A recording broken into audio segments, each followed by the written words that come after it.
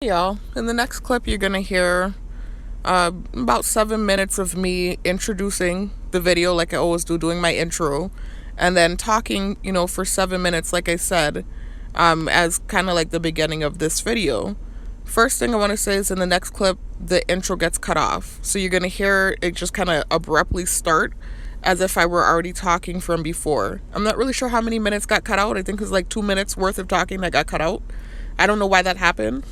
But so I just wanted to, let you know that that's going to happen. But what you're going to hear and what it's going to cut into is me basically just doing the same customary intro I do at the beginning of all of my videos, y'all, with the exception of my poetry videos.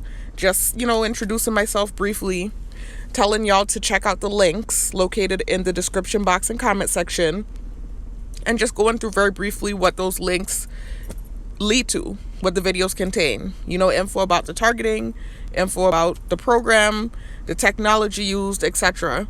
That's basically what you're going to hear in the next clip. And then, like I said, a few minutes of me talking about what the video is going to be about. And then about 7 minutes and 9 seconds in, you're going to hear me say that my supervisor pulled up and that I'll be right back. That's a blessing in disguise that she pulled up just then, because apparently my earphones were on. This happens to me all the time, y'all.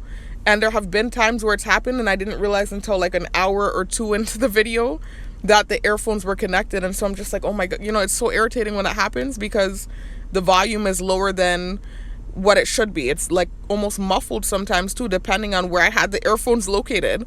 Thank goodness I had it on my head. So like I said, the next clip, the next 7 minutes after this clip, you are going to hear like a muffled sound. My voice is going to sound a little bit muffled, but you can hear me clearly. The audio is clear enough.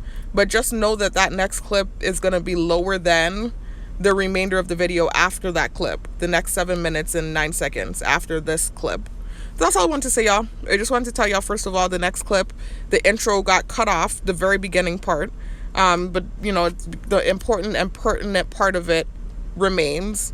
And then also to just, like I said, warning you that the next clip, the 7 minutes and 9 seconds of the next clip is going to be a little bit, not muffled, but like towards the end of it, it's kind of muffled, but it's more so like the volume is just lower than what it's going to be for the rest of the video once you get through the next clip. Anyways, talk to you in the next one. Peace out. Y'all, in the next clip, I was just telling you the actual links to look for in the description box and comment section, because I realized in the last clip when I was telling you about the clip where I was doing my intro that got cut off, and I kind of briefly told you what was cut out. I didn't specifically say what clips to look for, and it's not like I point out every clip that's pinned in the description box and comment section, but I give a general idea of what you can look for. And so I did it again in another clip, and that clip got cut off too. So what you're going to hear in the next clip is basically a cut into me telling you what clips to basically look for, a general idea of what's located in the description box and comment section. Because remember, it's an identical set of links. I put the same links in the description box and the comment section just for easy access, whichever area you want to click on, or whatever you click on first, whatever catches your attention first. But in the next clip, I'm just, like I said, introducing those links, and I was talking about my PayPal. That's what you're going to hear it cut into in the next clip. I don't know why it keeps cutting off. I think it's because the storage or the memory on my phone is low and running out. So I just deleted a bunch of stuff before I left work. And so hopefully, that problem will now stop. Anyway, so yeah, I was just talking about my PayPal. That's what you're going to hear it kind of cutting into in the next clip. I was just saying the first link that you're going to see is the PayPal. And I was saying I never really point that out because it's not like I'm hurting for money. I created that link, that PayPal, in 2023 when I was unemployed. Now I do have a job. I have a vehicle. I live with my parents. I'm working security at night. I told you guys what's going on with the day job. The situation's pending, but I'm still not hurting for money. The night job has given me quite a few hours. I'm grateful for it. I have a roof over my head. I have food to eat. I'm still not doing as well as I would like. I'm still trying to save up to pay the car off, right? Because I told you all I'm paying my father back for the vehicle. I am still trying to get a place, etc., get on my feet. So if you do have extra money and you would like to donate, I would appreciate it. But it's not something that I need. I'm not hurting for money. I'm not homeless and I'm not starving like some targets. So if there's another target out there that needs it more than me, I would push you in that direction. So the link is still there. And if you would like to donate, I would appreciate it. But it's not something that I absolutely need. And so I never ever really point out the PayPal. In these intros, I never really mention it, but I just did this time. So that's what you're going to hear. That's what it's going to cut into in the next clip. Anyway, all right, y'all. Now, right? So I could be doing better, but it's not like I'm hurting for money. I've seen other targets who probably could use the money more than me. So it's not like I don't ever really point out that the link is there. It's there if you want to donate. I would appreciate it. But it's not like I'm hurting so bad that I need it. Like for sure, if that makes sense. If you can donate and you want to, sure, I'll appreciate it. But it's not like I'm hurting. I'm working a night shift job. I live with my parents. I have a vehicle. I have transportation. I have food to eat, etc. So I'm never going to lie and, make it seem like I need money when I don't. I could use it. I'm not doing as well as I would like to. But it's not like I'm homeless or starving or any of those things. But that's the first link you'll see in the description box and comment section. Then the next set of links will be links that lead to videos that talk about what started my targeting in 2020. So it started in 2020, and then I learned I was a target in 2022. I didn't learn I was targeted until 2022, and that's what you're going to hear me talking about in the next clip, pretty much. But there are like a few different videos you can choose from to hear my whole story, y'all. Like 4 or 5 different videos that I have where I've talked about my story. It's all the same info. It's just really the duration and how much I decided to expound on certain things. That's the only difference between the videos, but it's all the same thing, really, me to just telling my story. And then the other links underneath that are links that share info about the program, like info about the technology used on targets, tactics, etc. Patents, for the technology, things that can help validate your experience, things like that. Info about where the program derived from, that type of stuff is what's located in the description box and comment section. So I just wanted to say that. Add that in there because that's pretty much what got cut out. All right, y'all. It's etc. Information about the program, where it derived from, just a plethora of info, y'all. So please do check out the links located in the description box and comment section and learn about the program if you're in it, because it would be good to know what's going on, so you know how to operate and navigate through this horrible situation, because it's horrible when you get targeted. It's a very scary situation. It's very isolating. And if you don't know what's going on, you might make poor decisions, such as having bad reactions. And, it will only worsen your situation. So that's what the info is there for, y'all. I don't share it for GP. I don't put it there for style. I'm putting it there to help y'all because I can empathize. I've been there, and I didn't really learn all the stuff that I needed to know until, I would say, end of year 2022. That was when I actually learned that I was targeted. When I tried to, in 2022, summer of 2022, if y'all listen to my story, you'll hear this info. I tried to relocate off of the island where I was born and raised and where the targeting started. It followed me, obviously. I didn't know it would. I didn't know I was a target at the time. It blew up because of these stupid reactive abuse reactions that I had to the thing following me. And yeah, it worsened. The situation worsened. I ended up coming back to the island that I tried to relocate off of my home. And that was when I learned everything that I know now. The end of year 2022 was when I got back on island, started doing more research, and realized, oh shit, so these last 2 years, that's what's been happening. I was targeted, and that was pretty much, it was history from there. I just did research, and for the last, you could say, 3 years, I've been doing research, in-depth research, and I learned a lot of info, and that's pretty much what this channel is about. It's documentation about my experience as a target and just sharing info, spreading awareness about the program, etc., etc. Things are kind of looking up for me in a way, y'all. I'm still dealing with the targeting daily. That's what this video is about. But it's like, in my specific targeting, they've been kind of hinting at me at letting me go. So, it's looking up in a way, and I'm not really trying to, ruffle feathers or create any more friction in my specific targeting. I want to get the hell out of this thing, y'all. But still, this is just the intro I do at the beginning of all of my videos, and it's customary that I include those links in the description box and comment section. Because if I can help another target get out too, then that's what I want to do. I want, if you don't deserve to be in this program, I want to help you. If you're genuinely not a bad person and you're in this program, then I want you to find this info and get out. Some people are really rotten. You have bad and good people in the world, and some people are very rotten, and maybe they do deserve to be targeted. But there are a lot of people, from what I've seen in the research I've done, that are getting targeted and they don't deserve it. It's just like this program is very invasive and very extreme. And it's just like for the worst of the worst type of person out there. It's just like this is whoa, this is much. This program. Anyway, so I forgot what I was gonna say, y'all. I'm so traumatized from the targeting. It's like I almost want to say like I couldn't even see anyone being targeted and me being okay with it because of what I've experienced. It's like I just the empathy that's there, but I do recognize that there are some people in the world that really are messed up. But I think the approach I would rather take, even in those situations, would be like trying to rehabilitate the person rather than throwing them in this program. Because this is not going to fix the situation. Instead, you're going to create more of a monster, if anything. Y'all know I'm trying to get into psychology and become a psychologist. That's just my perception and my opinion about the thing. Like, you treat somebody like an animal, they're going to act like an animal. So if you already feel like the person's animalistic or bad or a monster or whatever the case is, you treat them like a monster, they're going to act like more of a monster rather than changing. So that's just my opinion on the matter. But anyways, um I'm not meaning to go off on a tangent, y'all. I'm sorry.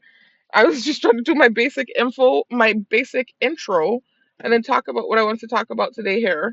And tonight, actually, as y'all can see at the top. Well, I always say that, and then when I watch back, I realize you can't see. Right now, I have my screen recorder going. So at the top, I can see a red strip, and I can see the time. But whenever I actually hit end record and I look back at the recording, I realize that you all cannot see the time. So that's why I always end up doing that and realizing, I'm saying that in vain. You can't see the time. But right now, it's 1:02 a.m. So this morning, technically, I'm at work. Y'all know I work the night shift, do security at night. I also was a cadet. I was, working during the daytime trying to become a corrections officer. If y'all have been keeping up with my videos, you know that something happened with that situation. And so it's kind of like an in the air pending type of thing. At the moment, I'm not working with them, but the situation is pending. I'm still trying to kind of fight the situation. So at the moment, I'm only working at nighttime. Um, so yeah, typically if you hear me saying I'm at work and I'm making a video, it's definitely not ever going to be the day job. It's me doing my security at night. Anyway, in the wee hours of the morning. So this video, y'all, is not necessarily a negative or positive one. It's kind of negative in a way because, again, kind of just defending myself about my reaction to certain things, but it's not like totally negative. It's not like one of those videos where I'm like ranting and raving about something, or the defending, is extreme because I had an extreme reaction. It's not really anything like that. It's more so, minor, whatever. But it was still, to me, it felt like pertinent enough for me to make a video about it. It's two different things. So I want to talk about what happened when I went to the gym on Friday. And then I also want to talk about something that happened today with my playlist and the song I put on my playlist. And then the stupidest that happened after I put the song on my playlist. Because y'all, if y'all have kept up with my videos, you'll already know what happened to me last year from songs that I were, innocently put on my playlist. Like the whole public transportation shut down on me because of songs I was putting on my playlist. I'm telling you, like it's extreme when you're targeted. It's like it's not like you could even just listen freely to music you want to listen to. If they feel like they don't like the song, then you can get retribution for the music you're listening to. Something as simple as putting a song on your playlist, things that, everyday people take for granted. Targets have to, it's like you have to be like tiptoeing about everything. Like, oh, if they don't like this song, what if I get retribution? Oh my God. Like, it's a nightmare. I'm telling you, like Freddy Krueger on Elm Street nightmare type shit when you're targeted. Anyway, so first of all, let me talk about the gym real quick because that's like a quick thing I want to brush through, and it's not really major either. Hold on, yeah, my supervisor just pulled up, so let me end the clip. I have to go get signed in, and then I'll come back and finish the video. I'll be back.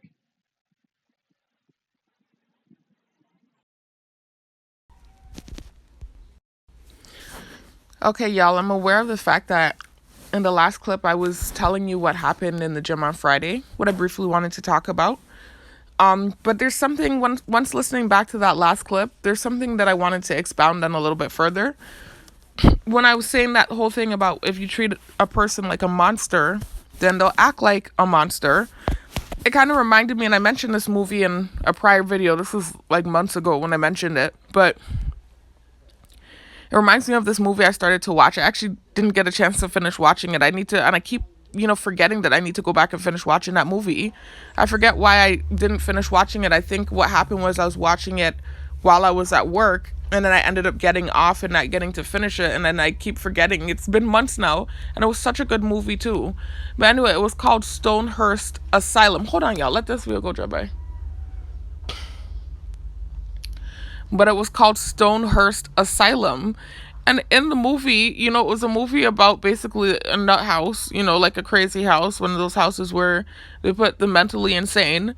And, apparently the doctors were not validating, which is something that happens, I think, in real life sometimes. I think sometimes crazy people are just wheeled and carted away to the crazy house. They're pumped up with medication and they're not really being listened to. They're asked these basic, stupid, general questions that aren't really going to do anything to help them mentally.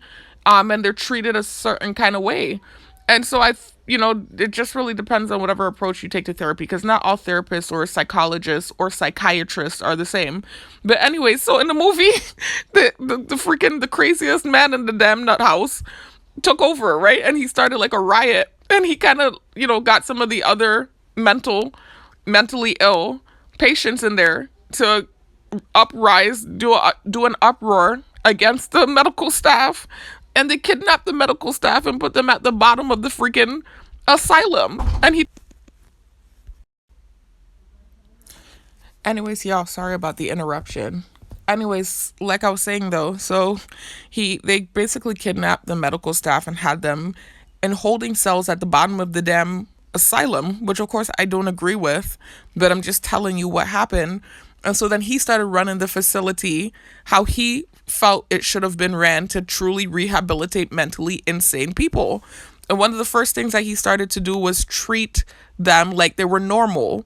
So instead of talking to them like they're crazy, or, like the craziest person being strapped down to a bed and thrown in a padded room, those were the type of people that he was sitting and having conversations with, and he was using their first name and talking to them like they were a regular person.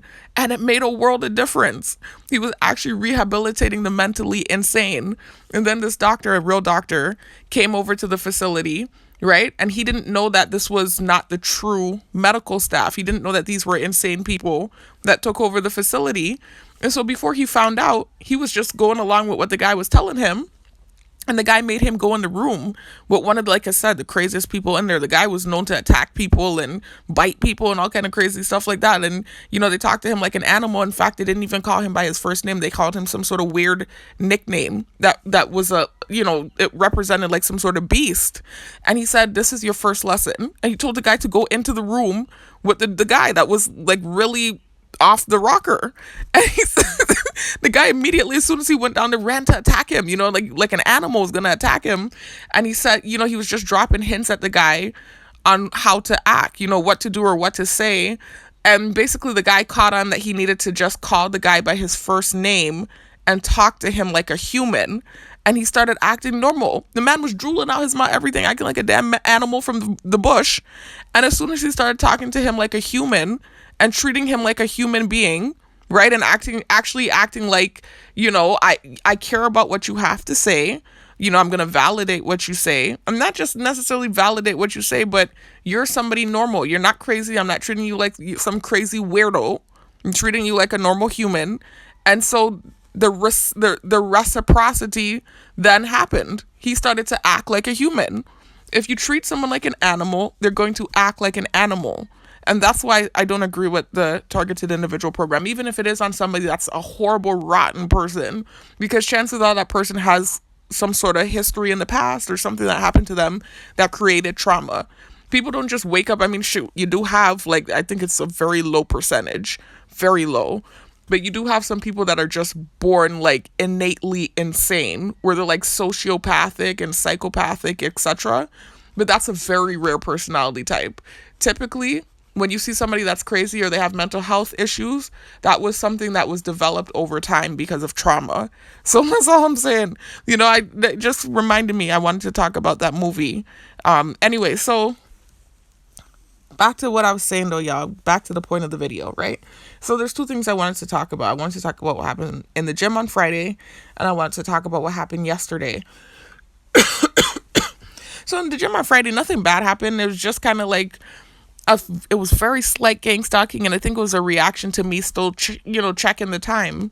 If you've been watching my videos recently, you have heard me say ever since things got weird in the gym, ever since I hurled the insult at that main guy, you have to keep up with my videos, y'all, to know what I'm talking about. So please check out my recent videos if you're new to the channel, because I'm referencing, obviously, an ongoing situation that I've talked about in recent videos. Let me just scroll real quickly down and show you some of the videos you can check out.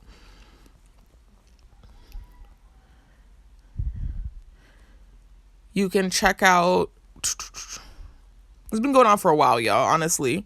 This gym thing. Like, it's just, if you're new to the channel, you just can't start here. You can, but you're, like I said, you're going to be kind of confused. Where you can start really is, I can't remember if it's the part 1 or the part 2, targeted individual PTSD and reactive abuse video. I would start at the part 1. Even if I don't reference the gym thing in that video, that's still a good video to start at.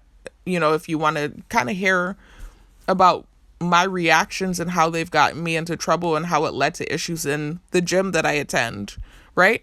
I do reference the situation. I can't remember if it was the part 1 video or the part 2 video, but in one of these videos. And then from there, you can see avoiding drama in the gym. That's another video you can check out. You can check out targeted individual receiving retribution, right? There's that one. And all of the gym ones, you can see I have a thumbnail with me in my workout clothes, right? I have targeted individual gang stalking experience, ... something with the gym. Obviously, you see the thumbnail. All the videos that look like this, where I have the thumbnail with this outfit on, pretty much, I'm talking about the gym. And then these 3 here, were updates with me talking about some stuff that happened in the gym. So it's about like 7 videos at this point. It's just been kind of like, it amped up when I stopped working the day job. It was the weirdest thing ever. It had already kind of turned into this thing. Like I said, whenever what happened with that guy in the gym happened, and again, if you watch those videos, you'll know what I'm talking about. But when I stopped working, it's like it kind of amped up a little bit. Something kind of what was going on, I guess because I'm going more often now. I don't know, but I've made videos recently, just kind of documenting what's taken place and what led to where I'm at in the gym in the first place with some of the guys in there. It all basically started with this one main guy in there. It's just stupid, y'all. It's so dumb. I'm not even going to the gym for that. I'm going to the gym to work out. It's like I kind of just wish I just, even if I didn't notice any type of anything, just kept my stupid big mouth. This is what gets me in trouble. It's my big stupid mouth. If I just kept my mouth quiet, right? It would have never led to any of the stuff that's happening now. And you'll understand if you listen to the videos what kind of led to what's going on now. It's gotten actually better. Like the last couple of videos, you'll notice the last gym video I posted was a positive one. That part 3 video. Right? So it's actually gotten better. But then it's still kind of like slight things happening. And, so it's kind of this way where I check my time and I'm trying to go at a certain time to avoid certain people. And it's just hard because a lot of them are personal trainers in there. And so it's like they come at different times and it's unpredictable. And so trying to time it and, think about what time I'm going to come is kind of stupid in retrospect. But there is a certain time in the evening where more of those guys that, I guess you could say I'm trying to avoid because of, discomfort, awkwardness, whatever, not wanting to deal with gang stalking. There's a certain time where more of them are in there. And so I try not to go too late. Before I used to go anytime. Like I used to go late, early, whatever. Now it's this thing where I'm looking at the time and trying to go for a certain time. If I go too early, then, then there's, another one I'm trying to avoid. So it's just like, it's a stupidness, man. It's dumb. I'm going there to work out and I'm very dedicated. And I've gotten some good results too. I want to talk about that in this video as well. But it's just like complicated, man. You know how it is when you're targeted. Like drama can arise for the simplest of things and it's really just your situation. Because that wouldn't have been happening if I weren't targeted. I guarantee you. None of this that's happening would have been happening. But anyway, so nonetheless, if you've kept up with my videos, that I did make a video about this one guy that they were using randomly on me. It felt like, when I stopped working the day job and I started going to the gym more often during the day. Look at the big fake, it's a drone, y'all. They literally have a big cockroach drone walking on the wall now that I'm talking to in this video. This is crazy. All right, y'all, let me end the clip. I'll be right back. I have to exterminate a cockroach drone.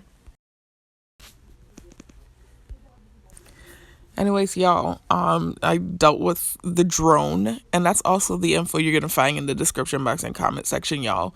Videos talking about the drones that they use on targets. They use insect drones that look like real insects, and oftentimes they are real insects.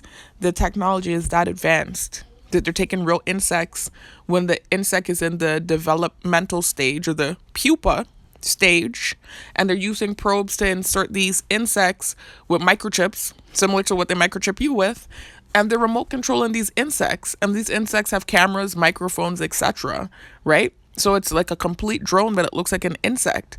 High science, high tech stuff, y'all. The info's in the description box and comment section. I have videos, military videos talking about these drones, y'all. So it's really crazy stuff. But they've since I've for the last month, because it's been about a month now since I've been out of the day job. Ever since then, they have been like off and on attacking me with flying cockroaches, these drones, and it's to the point they were doing this last year and then they stopped. But it's to the point where I don't even want to sleep with the light off anymore. They even have it in my vehicle, y'all, my new car. But anyway, it's to the point where I don't even want to sleep with the light off, because if I turn the light off and I'm watching a video and it has something, that sensitization in it, like the fact that I was just mentioning that guy from the gym, and then all of a sudden the roach crawls out, the big huge drone, they will take the thing and they'll fly it on me. They're literally landing it on me, and I have a phobia of those things. I'm not really a girly girl. If you've been watching my videos, you'll have heard me say that I'm actually a tomboy, but you wouldn't know unless you they know now, because I need to go shopping. I gave away all my clothes when I tried to relocate off island in 2022. But prior to that, when I was still teaching and stuff, I used to wear heels, I used to wear dresses, I used to flat iron my hair. So you wouldn't even really know that I was a tomboy unless you knew, like I told you.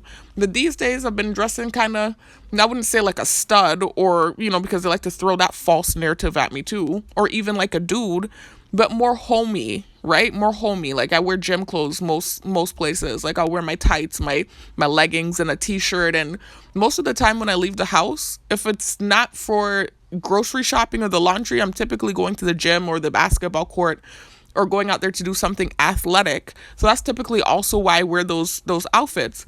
But I'm more in my tomboy era now, in a way. Not totally. I'm still very feminine, but you know what I mean, right? So, oh my God, my brain went blank, y'all. What the heck? Because I started hearing noise in the background. Anyway, so I was saying that to say that I'm not a girly girl. I'm not squeamish, right? So I'm not really fearful of, like this and that. And like how some girls are scared of everything, I'm not. But cockroaches are on the list of fear. Like, I don't like cockroaches. I don't like cockroaches. I don't like frogs. I don't like lizards. I don't want to give them the list of what I don't like. But those are the few things I don't like. I really do not like cockroaches. They scare the hell out of me, especially those big, fat, nasty ones that fly. And those are the ones that keep purposefully landing on me to be spiteful. There was one night, they landed on me like 3 different times. I was really annoying them that night. They kept landing it on me. So it's to the point where now I'm sleeping with the lights on at night, because I'm so fearful that they're going to land one, and they're huge, y'all. These big Dinotopia looking type cockroaches. Like, it's ridiculous. Anyway, let me not go off on a tangent though. So let me finish what I was saying about this dude, right? So a few videos back, I made a video about this guy. And ever since I started working out in the gym during the daytime, since, like I said, things have been happening with the day job. It's been about a month now since I've been out of, not going to work during the daytime and going to the gym. They kind of started using this guy as kind of like this gang stalker whenever I would go. Like, he would be around the area where I was at and kind of casing me on the phone, and he'll sit around and not use the machines. Like, it'll seem like he's sitting there just staring at his phone, and I can tell that I'm being monitored, that kind of way. And it's just obvious gang stalking. And there was even one time where I was walking to use the leg extension machine, and he cut me off and sat on the machine. And then something else happened where I was, I talked about it, man. Y'all, the same guy in the video, if you've been keeping up with my videos, where he was doing those tactics. And then, I went to bite skin off of my lip, because y'all know my lip peels. I actually reversed it. I started drinking water, putting on lip balm and all that, and my lips started to get so much better. But then, like, anxiety, I guess, when I stopped working the day job, and, it's like a nervous habit. It's similar to biting your nails. Started peeling my lips again, and so back to square one. I'm now back to trying to heal my lips. And at this time, I was still wearing the mask in the gym. Recently, I haven't been wearing it, and I don't wear the mask during the daytime when I go out of the house anymore either. And that's made a world of difference. That was also drying out my lips, the cotton from the mask. It's a mix of things: dehydration, the cotton, and the friction from the mask, etc., etc. Anxiety from me constantly picking at it.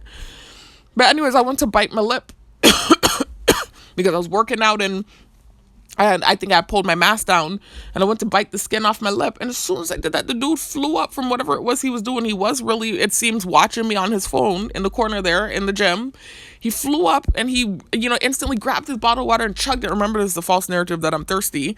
And then he ran to the garbage and threw it away and did some other thing to it. I just remembered it irking me so bad because I was literally just biting skin off my lip. And although I am seeing him because of being targeted, you notice everything around you. I'm already that kind of person. Even prior to my targeting, I'm the kind of person that's observant of everything that's going on around me. But as a target, you really hone in on things, especially if it's like not that many people in the gym and you could tell somebody's kind of like casing you. You are aware of the fact that they're in the vicinity and you can kind of with your peripheral and see what they're doing, right? Keep track of what's going on. But I'm still focused and locked into my workout. But he was literally like locked into me. And when he did that, it irked me so bad because I was already irritated with the fact that I could tell he was gang stalking. And I said this in a private, I wasn't trying to be a bitch about it. Again, it was reactive abuse and me just reacting to the situation. But I was in one of those videos saying he's not even my type, not a bad looking guy at all. It's not about how he looks because I'm not vain. And I don't really care about how a person looks as much as I do care about how they make me feel and the chemistry we have. Because I do have a unique personality. And I've dealt with pretty boys before. I've dealt with guys that weren't pretty. I've dealt with rough looking guys. I've dealt with dudes that had meat on them. I've dealt with muscular dudes. I've dealt with skinny dudes. I've dated literally every kind of dude that you can think of. If you were to look at the guys that I've dated, and you can ask my family this, you would probably be like, damn, what is her type? Because she doesn't seem like she has one. And then, only the people that truly know me would know what my type is, because I don't really have a type to say I have a type like that. Like, I'll date, like I said, just about any kind of guy as long as I'm attracted to them. So the physical does matter. You don't have to be buff. You don't have to be, this, that, or the third, but I do have to find you attractive. But as long as I'm attracted to them and we have chemistry, that's the main key, then, y'all, this is annoying. Now I'm hearing loud noise outside while I'm trying to do this video. It's very irritating. Anyway, as long as that's the case, then yeah, I'll find you attractive. But there are guys that I typically lean towards as far as just physical attraction goes. Not necessarily that I'm trying to date this.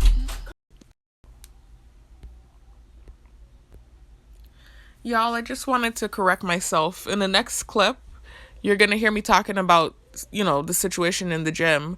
And I say I was trying to choose the greater of two evils. I meant to say the lesser of two evils. And you'll hear, obviously, what the context of the conversation is when you hear the next clip. But I just wanted to correct that. All right.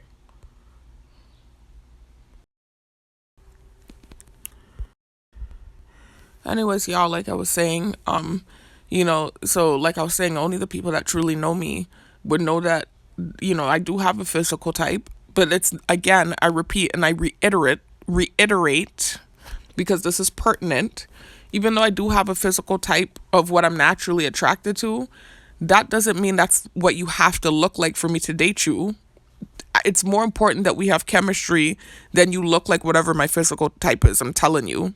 I have to be attracted to you, yes, but you don't have to fall in the category of what my type is at all.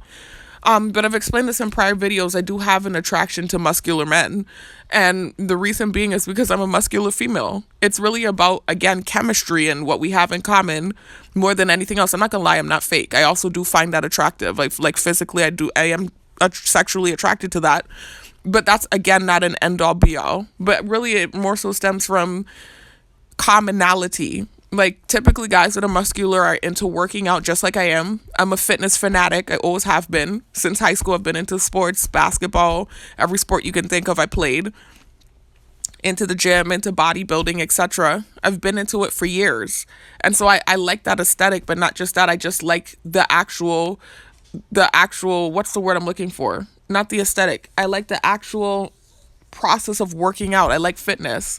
I like getting in shape. I like doing physical things. I like hiking. I like going to the gym and working out. I like playing basketball. I like going to the beach and swimming. I like doing stuff like that. Like, that's fun to me. That's a fun life to me. Hold on, y'all.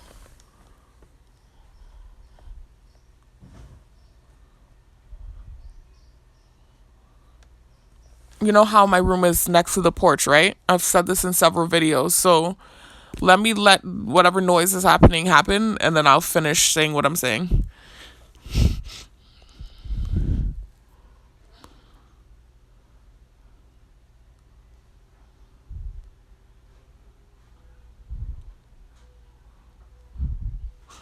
Anyway, y'all, to me, that's just like typically guys that are, and that's not always the case. Like I said, I have dated some men that were not muscular that were really fun.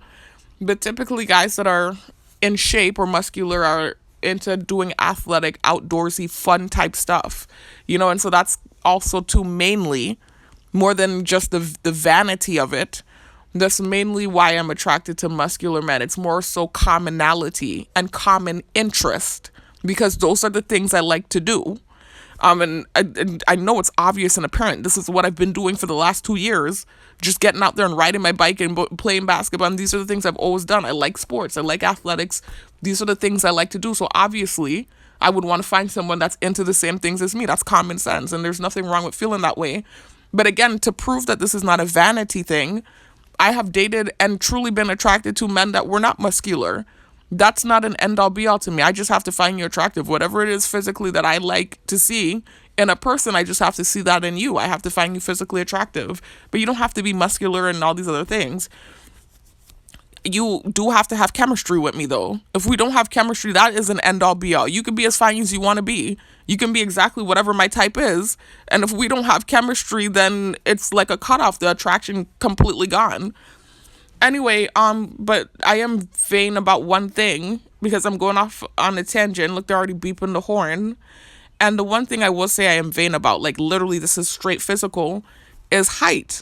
And again, I've said this in several videos. It stems from an insecurity within my own self. And actually, I have something to talk about, y'all, as far as my body shape goes. It's funny because they've been bullying me like crazy about my body. And apparently I have the ideal body type. I found out by accident yesterday. Anyway, y'all, I'm going to talk about that in a little bit too. But nonetheless, it stems from an insecurity within myself because I am a stronger female, because I am athletic and I'm always working out and doing these different things. And I'm taller. I'm 5'8". It's not like I'm super, super tall, but I am tall for a woman. I'm 5'8". I'm a little bit above average height. In addition to the fact that I'm strong and muscular, I don't want to date a guy that's shorter than me. They tried to give me flack about saying that and give me backlash for saying that. I don't see anything wrong with saying that. As long as I'm not insulting shorter men, then I don't see what's wrong with me saying that I have a preference for a man that's my height or taller. That's actually just, there are females that I've dated shorter men and they're happy. My brother-in-law, my sister's husband, her husband's parents are an example of that. The mom is much bigger than the dad, and they're happy. They've had kids. They're happily married. They've been happily married for years. So it's really all about you and what your preference is, but you have a right to have a preference. There are guys that keep reiterating this that don't like me because of certain characteristics about myself. And I can't get mad at them and angry with them for feeling that way. That's ludicrous. I'm never going to get mad at a guy for not liking me because I'm not what they're physically attracted to. Just like a man can't get mad at me for not being what I'm physically attracted to. That's just life. It's how it is. If someone doesn't like you or isn't attracted to you, okay, move on to the next. It's such a big world, billions of people, so many fish in the sea. Why get caught up in one person and their feelings? It's just a perception. Who cares? Move on to the next. Why make it like I'm a monster for having a simple preference like that? I think what I'm saying is reasonable. Anyway, so it stems from insecurity within myself, though, because what was once an insecurity, because it's not anymore, it's now something I actually love about myself. But I used to be insecure when it came to dating about my strength and my height and my structure and the fact that I am more athletic, right? And so typically that's also too why I like muscular men, by the way, y'all. But anyway, that's why I don't like shorter men, because I don't want to feel like too masculine in the situation or in the relationship. That's the honest to God truth. I don't want to feel like more manly than you, and that's now disrespectful. I have to be careful about how I'm saying it, because then that can offend a guy that's shorter than me too. Like, what is she trying to say? I'm not man enough? Like, that's not what I'm saying. I'm just trying to explain the insecurity. I can't really explain it. You can't empathize if you're not in my shoes. I'm just trying to say, I'm not saying that you're not manly enough, because I'm sure there are shorter men that could probably beat my ass up. I'm certain of it. I've seen some shorter guys in the gym that work out, and they look like they could, like, I think they could beat me up if they wanted to. But I'm just saying, like, it just feels that way. It feels like I'm not feminine enough in the situation if the person's shorter than me. That's just how I feel. And you just have to validate how I feel. And so that's why I don't like shorter guys. It's not ever been a thing where I'm like, oh, I can't stand shorter men, or I'm insulting them or anything like that. It's, again, something that stems from me. It's me, not you, that type of way. Like, I want a man to be bigger than me. I don't want to feel like there's the possibility that I could possibly give you a fight. Like, I want to be able, to feel like feminine in the situation, if that makes sense. So that's the one vain thing, that's just strictly vain and physical. I have never dated a man that was shorter than me. It's always been a no in that regard. Like, my sister will tell you, I've been very anal about that. That's the only thing I've been anal about as far as the physical goes. Height. That's it. And I have a right to feel that way. Anyway, so the guy's kind of shorter than me. So he's totally not my type. No disrespect. Like I said, an attractive guy. He's very handsome, right? I'm not coming for him. Seem like probably a nice guy outside of the targeting. A lot of these people that I encounter that have had some sort of whatever with me, friction or whatever, they do stupid stuff. I just attribute it to the targeting. And the moment I'm mad, and I'm annoyed, and I might say something disrespectful, but I realize that you might not be a bad person outside of the situation, right? But anyway, with him, it's not like he's a bad person. I'm pretty sure he's not, but he's not physically my type. He's not a bad looking guy, but he's shorter than me. That's what it is. And so I wasn't biting my lip in any suggestive kind of way. So when he did that, and he was being malicious in that moment, that was when I made the video kind of talking about it. And the fact that it was, irking me so bad that I could tell he was gang stalking. And then it was validated when I went to bite the skin off my lip and he did that stupid thing. But a lot of those guys are doing those things and those mean things as a knockback for that dude because of what I said about that dude. And even he started with me first too. I talked about what happened with him. I'm not going to talk about it again. I don't want to rehash the thing. I talked about what happened with him and what started the stupidness with him. But anyway, I'm not going to go into it. I talked about he was started with me first. It's so unfair when you're targeted. They actually saw that he started with me first. And then I had whatever reaction I had and I said the horrible whatever I said that day. And it turned into hell on wheels in the gym for me. It's just so unfair to me. And it's like months and months later and it's still like I'm still getting retribution for the damn thing. It's months and months later. And I'm still getting retribution for the damn thing. Oh, God. Anyway, I just want to move past it now. Like, let's just act like the thing didn't happen, man. Even just the other day, he was kind of doing stuff. Like, just the other day. And I haven't talked about it in a video, so I'm not going to talk about this stuff in videos anymore. I'm done. I'm over it. I'm not dealing with it anymore. But he's still kind of doing stuff. I'm like, why is it still happening? The thing was months and months and months ago. And he started with me first. I could see if it was a situation where I started with him first. I'd be like, okay, tuck your tail. You got to deal with it. He started with me first. And I finally snapped one day and had a reaction and said some mean stuff about him. And then all of a sudden, it's hell on wheels in the gym for me. It's so unfair. Anyway, so anyway, back to this dude though.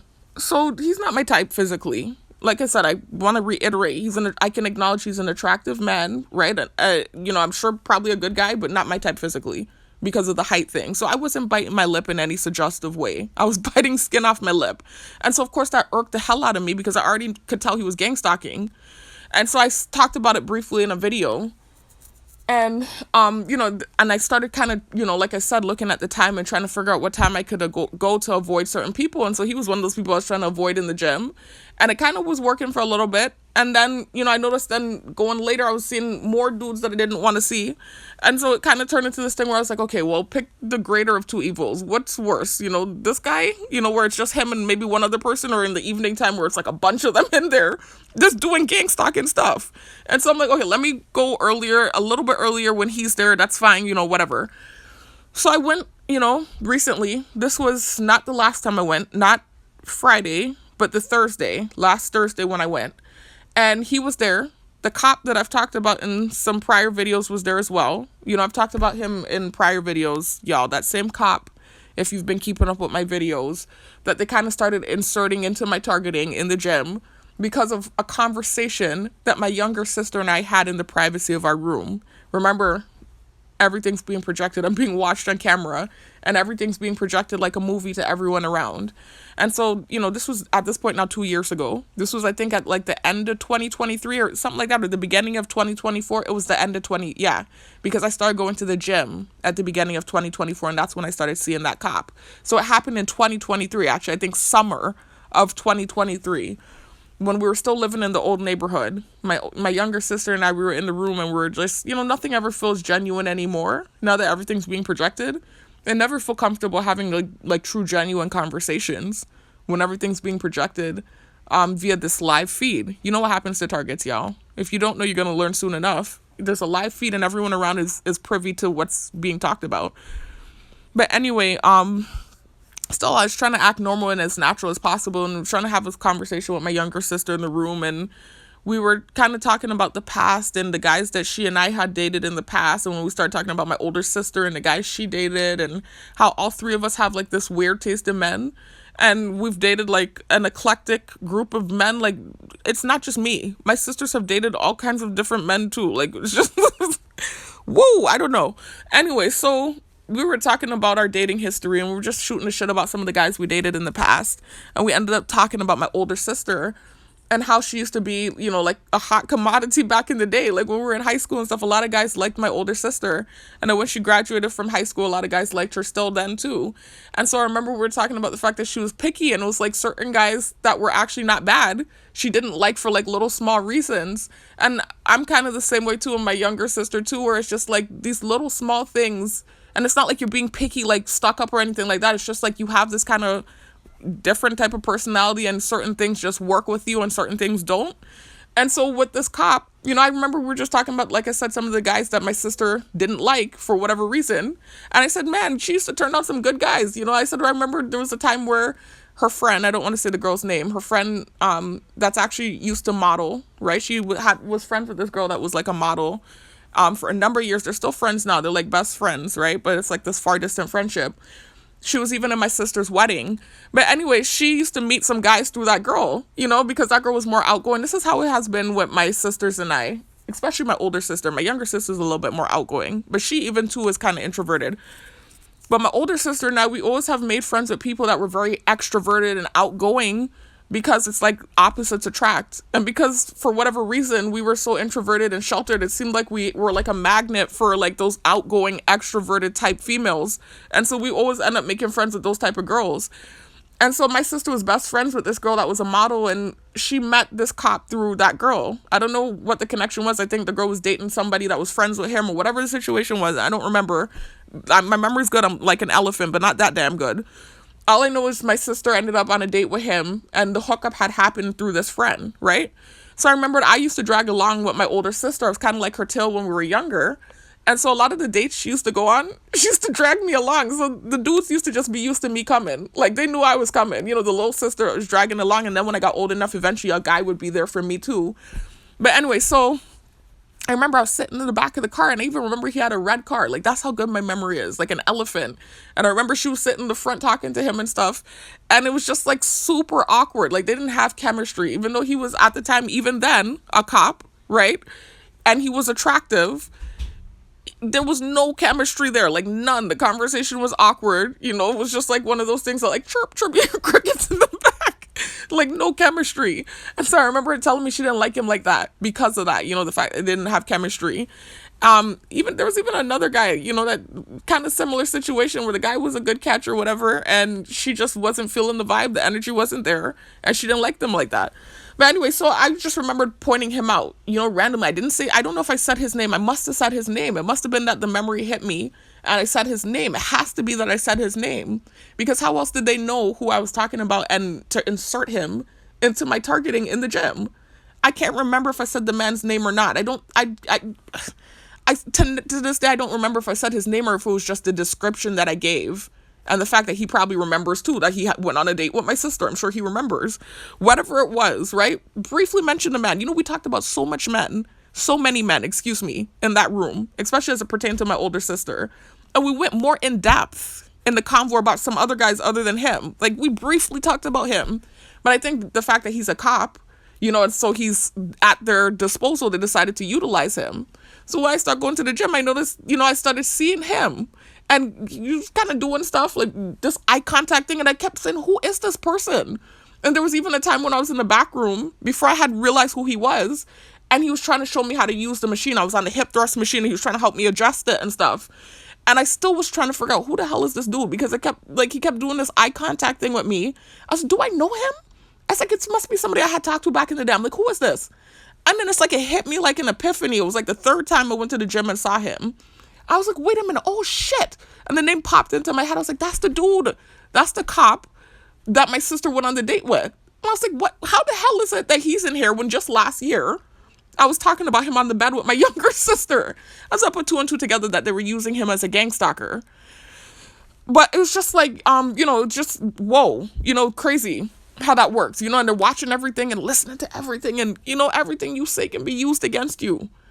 Anyway, the situation with him hasn't been too bad in the gym at all. He never really does too much. It's more so it just makes me uncomfortable because I know who he is. I know he's an officer. I know he's being used as a gang stalker. I know his name. You know, sometimes earlier on last year when I was still just kind of getting used to sometimes having encounters with him in the gym. And when I say encounters, it's not like physical encounters. It's really just, again, knowing that he's there as a gang stalker and that I'm being monitored. His name popping in my head. It still happens now. Or my sister's name will pop in my head because obviously I'm associating him with my sister. Or, you know, stuff like that. You know, just making my brain tick, man. Just awkward. You know, my thoughts are being projected, you know, with the neural monitoring technology. It's just awkward. So now I've made several videos about him. It's been a long time since I've talked about him in a video. Very long time. But I'm just trying to rehash to make you remember who he is and that I've talked about him before in videos too. So anyway, last time, like I was saying, last Thursday when I went to the gym, I went a little bit earlier because I was trying to avoid, you know, the big amount of dudes that come in the evening that are now kind of doing gang stalking stuff. They weren't doing it before. It's all about this dude that I said the offensive thing about. You know, they're all riding for him, right? So anyways, so I'm trying to just go earlier to avoid awkwardness because you know me, I don't care. Like, I'm going to get my workout done, but it's to the point where sometimes the gang stalking is impeding the workout with the purpose of like hop on a machine that I'm supposed to use or blocking the mirror. And so it's not even just like, okay, you're doing little gang stalking stuff that's annoying and uncomfortable. It's like literally impeding my workout sometimes. So I was like, let me try to go earlier. You know, like, let me pick the greater of two evils. Not calling them evil, but I'm just saying in the grand scheme of things, that's how I would reference it. Picking the greater of two evils or pick your poison. I felt like going earlier and just dealing with that dude. Like I said, the dude that's not my type that did the thing when I bit my lip. And like one other guy in the gym, dealing with that versus, you know, more of them in the evening time felt like the better option. And I don't want to go too early because then I might butt up into whatever, you know, I'm not going to say too much. There's someone else I'm trying to avoid if I go too early. It's just a mess, y'all. It's a mess when you're targeted, right? This wasn't happening before. I used to go to the gym anytime as long as I could get in there. I was so determined to get there, and I'm still determined to get there. But it's now more complicated for me. It's more complicated now. So anyway, when I went on Thursday, I went earlier, and I did see the dude, right, that I had made the video about that I said wasn't my type. And the cop was in there as well. And so it was those two, and I think like maybe two other guys in there. And of course I felt awkward because, again, I know I'm being watched on these cameras. And I know, like, even while I'm in the gym, I'm likely being watched. I can tell. And I can feel it, too. It's just I can't explain it. When you're being watched, it's like you can feel it. So anyway, they weren't bad, though. It's not like they were doing anything extra that day. They were actually being nice that day, you know? So I went out there to, you know, I was trying to do this new workout I'm doing to work out my chest muscle. And I needed the bench, you know, and I was trying to take it to the back room before I went out to that main area by them, you know, because it does feel kind of awkward. You know, I do need the Smith, so I was going to have to go out there by them, but I wanted to do all my other workouts in the back first. So I went out there to get the bench, and as I was walking out, this guy that was doing some gang stalking stuff when I first got in the gym walked by me.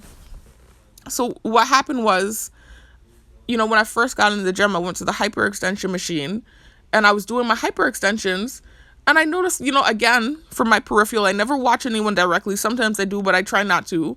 I noticed the guy lingering and staring in his phone. So I'm like, okay, is this gang stalking? Some new dude with glasses that I don't know from anywhere.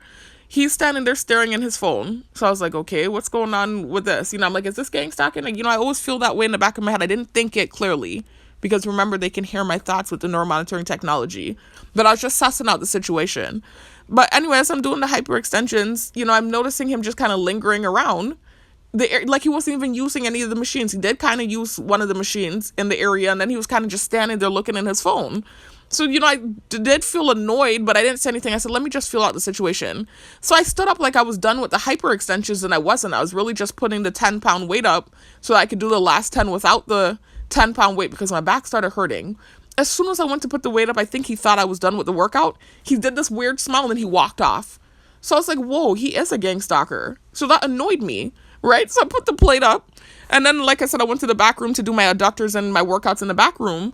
And then I got to this workout that I like to do, this new workout I'm doing to work out my chest muscle.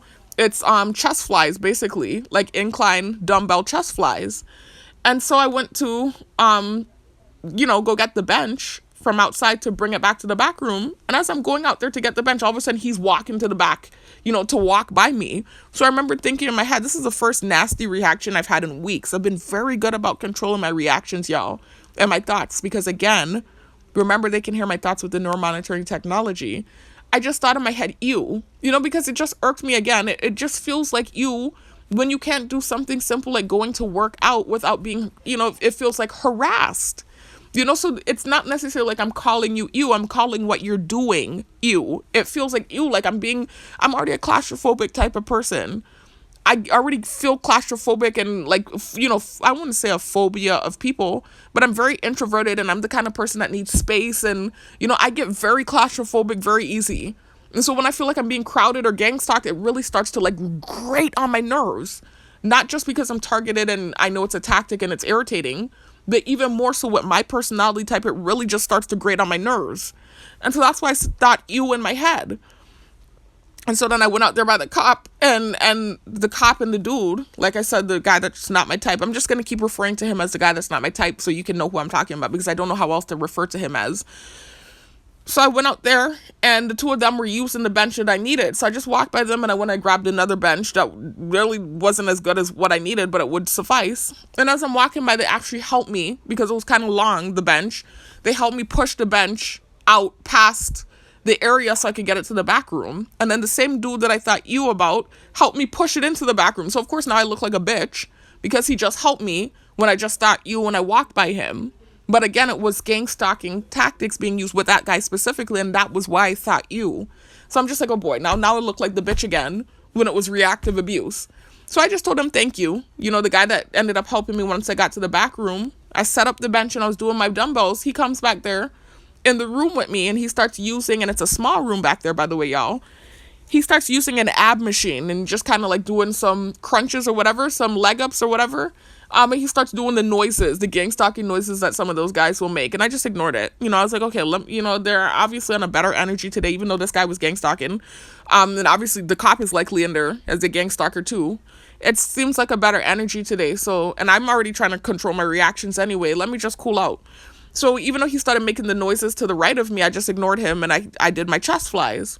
So then when I got out there to the Smith machine, the dude that I say is not my type was out there working out and stuff, and he wasn't being as, ever since I made the video, as obvious about, being a gang stalker. Even if he is in there as a gang stalker, he wasn't doing it as overtly this day. He was really just genuinely, you could tell, trying to do his workouts.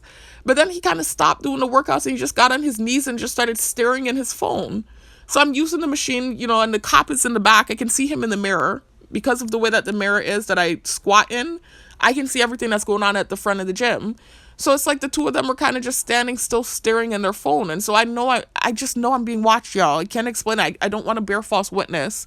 You know how you kind of will get gaslit? Like, something's happening, but because in my specific targeting, they say I bear false witness or I make assumptions, I'll still get retribution for assuming, even though that's really what's happening. Like, I could tell I was being watched, y'all. But I, wasn't going to be a bitch about it. I was like, let me be better today. And they helped me. And obviously they're on a good energy. Let me just try to, do the workout and just get through it while I'm being stared at. And so I was just feeling so bastard and awkward, y'all. And then I don't know, I made the video about the dude. saying he wasn't my type and about what he did after he thought I was biting my lips, suggestively. So I just feel awkward, man. But I was doing the workout and getting through it. I did my deadlifts and whatever else I had to do that day. And just feeling bassety and awkward. I'm sure my face had the stupid, awkward look on it. But I was just like, let me just get through it. So I did that. And then I went over to the leg curl machine around the corner from the dude, right? That I said wasn't my type. And this is how I know he was watching me too. Because I went to the leg curl machine that was around the corner from him. And somehow he saw that I was struggling with trying to adjust it. And he came around the corner and he helped me fix it, which I appreciated. Because again, some of these guys, when I make videos about them, even if they started with me first, they get real nasty. Like, they get worse with the gang stalking. So for him to come and help me even after I made the video about it, even though again it was a reaction to whatever, I still appreciated it. It just goes back to what I was saying at the beginning of the video of, even if you feel like someone's a monster, if you treat them like a human, then they're going to act accordingly. They're not going to act like a monster. If you treat them like a monster, they're going to act like more of a monster. Anyway, so he helped me and I appreciated it, right? And I really did. And so it was a good energy with all of them in there that day. So I left on that note. The next day now, I just felt awkward about it. Hold on, y'all. It's getting loud. There's loud talking going on next door. I don't know what's happening. Let me just stop here and then I'm going to come back and finish. Anyways, y'all, sorry about that. It's hours later now. There was loud talking taking place in the next room, and so I could not focus on what I was saying. But this is the point of why I'm talking about what took place in the gym. It wasn't the Thursday, because like I said, the Thursday they were being pleasant. It was the Friday, last Friday. Today's Monday, by the way, y'all. I have gym again today anyway. So last Friday when I went, I kind of was trying to time it because I felt awkward, with just knowing they were staring at me and stuff. And also too, is this weird thing that happens to me when people are nice to me. I don't know how to receive it because it's been years and years of targeting and just kind of like not really the nicest of treatment from people. When people are nice to me, I don't know how to receive it. I get very bassety and I don't know how to move, if that makes sense. It just makes me very awkward and uncomfortable. It's just, I can't explain it. Look, they're doing the bird drone in the background. So they've already obviously seen that this is the case with me. So I get very uncomfortable and awkward when people are nice to me. But that's not the only reason. Again, it was also too that I know those two guys' names. And so both of their names were trying to tick in my head. And then also too, like I said, I could tell that I was being stared at. So I just felt very uncomfortable. And so I was trying to time it so I could come a little bit later, like the time that I've actually been coming. I tried to go a little bit earlier the Thursday to see if that would make a difference. And that ended up happening. And so I was like, let me just go the time I've been coming. And so I purposely tried to, do it this kind of way where I went the time I had been coming. And I was saying that too all while I was getting ready. I was like, okay, look, checking the time, trying to make sure I wasn't going too early. And I think they saw that. Because then when I got there to the gym, I pulled up. The cop came out, and this new lady that be working out around the same time as me, she's recently started going there. She came out at the same time as the cop and a child. And the cop had his shirt over his nose.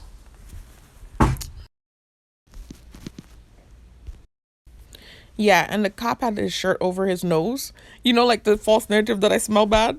And then when I got inside, the guy that I'm not trying to offend him or be offensive. I'm just referring to him as this so you can know who it is. Because remember how you're distinguishing him between the other people I talk about in the video is the fact that I said he was the guy that was doing gang stalking stuff. And then when I bit my lip, I was trying to bite the skin off my lip. Remember that guy?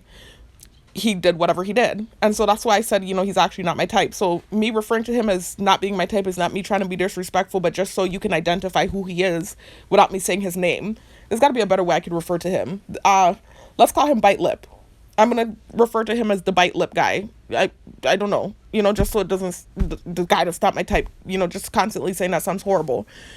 But the Bite Lip guy, then when I got inside, and I went over to, do my squats, the Bite Lip guy was over there in a red shirt, wearing the red gang stalking colors, and then he got up and he went to the bathroom and then a part of my song said something about following behind me.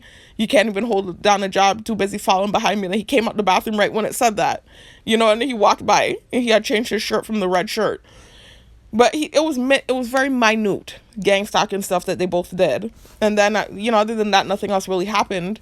But I believe that burst of gang stalking that happened when I first got there was, again, just pushing false narratives because of me, I think, moving the way I was moving.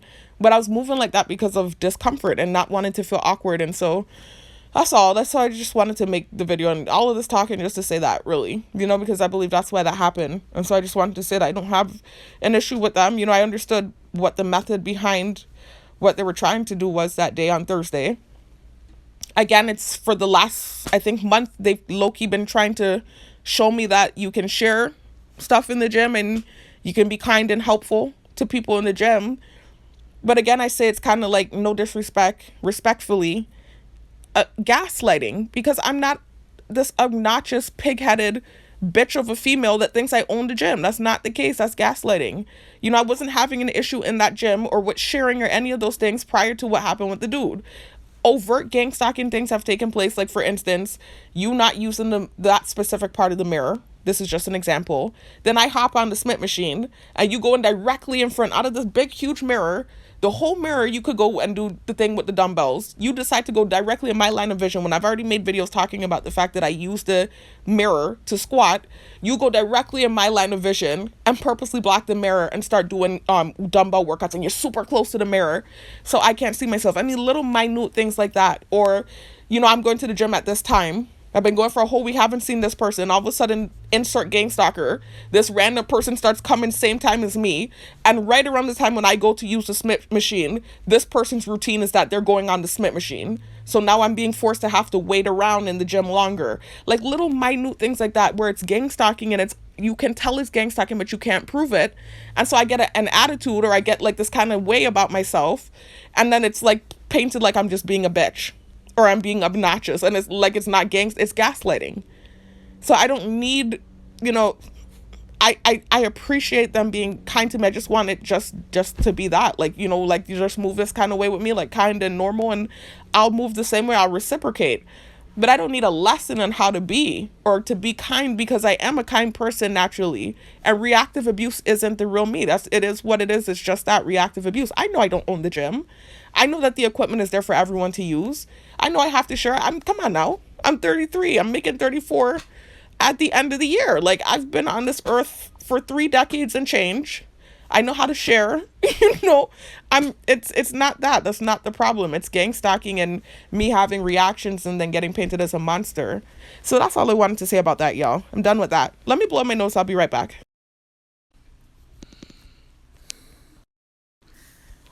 All right, y'all, moving on to the next part of the video. I want to be humble about it because, I get gaslit and it's painted like I'm a narcissist and, this and that, which is completely polar opposite of how I really am. I'm very humble, very meek, and actually, usually I'm surprised about certain things I'm telling you. I just been moving kind of pig-headed because they're constantly with the technology, the AI, shadow networking software. I've made many videos about this, showing y'all examples. You know how they can send you videos with subliminal messaging in it. Like, for instance, right here on YouTube, if I go to my homepage, you know how they have recommended videos that they'll send to you that usually fits the algorithm of whatever you watch? Well, they'll send you videos that fit the algorithm of the things you watch, but it will be ladled with subliminal messaging. And sometimes via these videos, they'll insult you, and try to come for your self-esteem. I've talked about this in many videos, y'all. And then I made a video called Narcissism. Hold on, let me scroll down to it.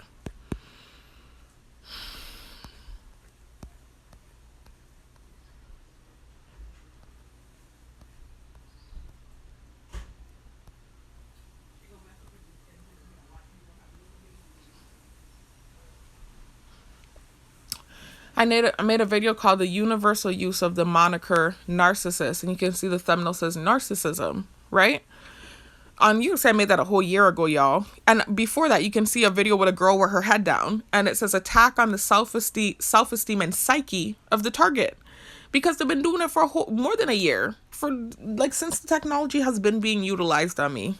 Since I got back on island from trying to relocate in 2022, when I actually realized I was a target. Since then, they have been utilizing this technology on me. And constantly roasting me through the technology. All these people are watching me. It's humiliating. Just horrible stuff. And so when I started working out at the gym and I started getting results and stuff, they started making it a habit of coming for my body. You know, one minute they make it seem like I'm a butterface. They insinuate that with the technology, like if my face looks bad and my body looks good. The next minute they're making it seem like I have a big back and I have big shoulders and boulder shoulders and whatever craziness, and like my body's not in proportion. And these are the type of things they'll send me. Or they'll do something like this. Like they'll send me a bodybuilder, like Sergio, I forgot what I think it's Oliveira. He's from the golden era, from the bodybuilding era with Arnold Schwarzenegger. And they said he's like one of the best bodybuilders out there that didn't really make it as big as he should have. But he was known for having a perfectly symmetrical body.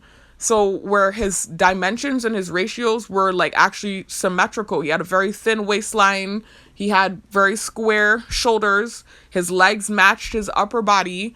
He was perfectly proportioned. And so they're constantly sending him and several other bodybuilders that fall into that category.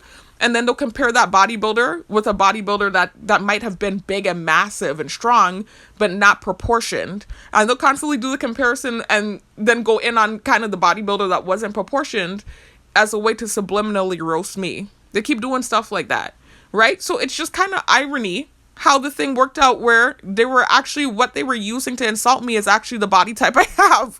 It's crazy and I didn't even realize it because I've been bulking, y'all. I told y'all this already and I've shown you, I'm going to show you a video again, a video I've posted already, but I'm going to show you a clip.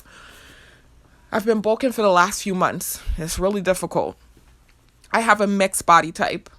I am a mesomorph body type, but I have ectomorph qualities. You can have a mix of body types. You know, that there's not one black and white thing when it comes to body typing. And so that's why it's kind of complicated too. Like you can be this one body type but have characteristics of another one.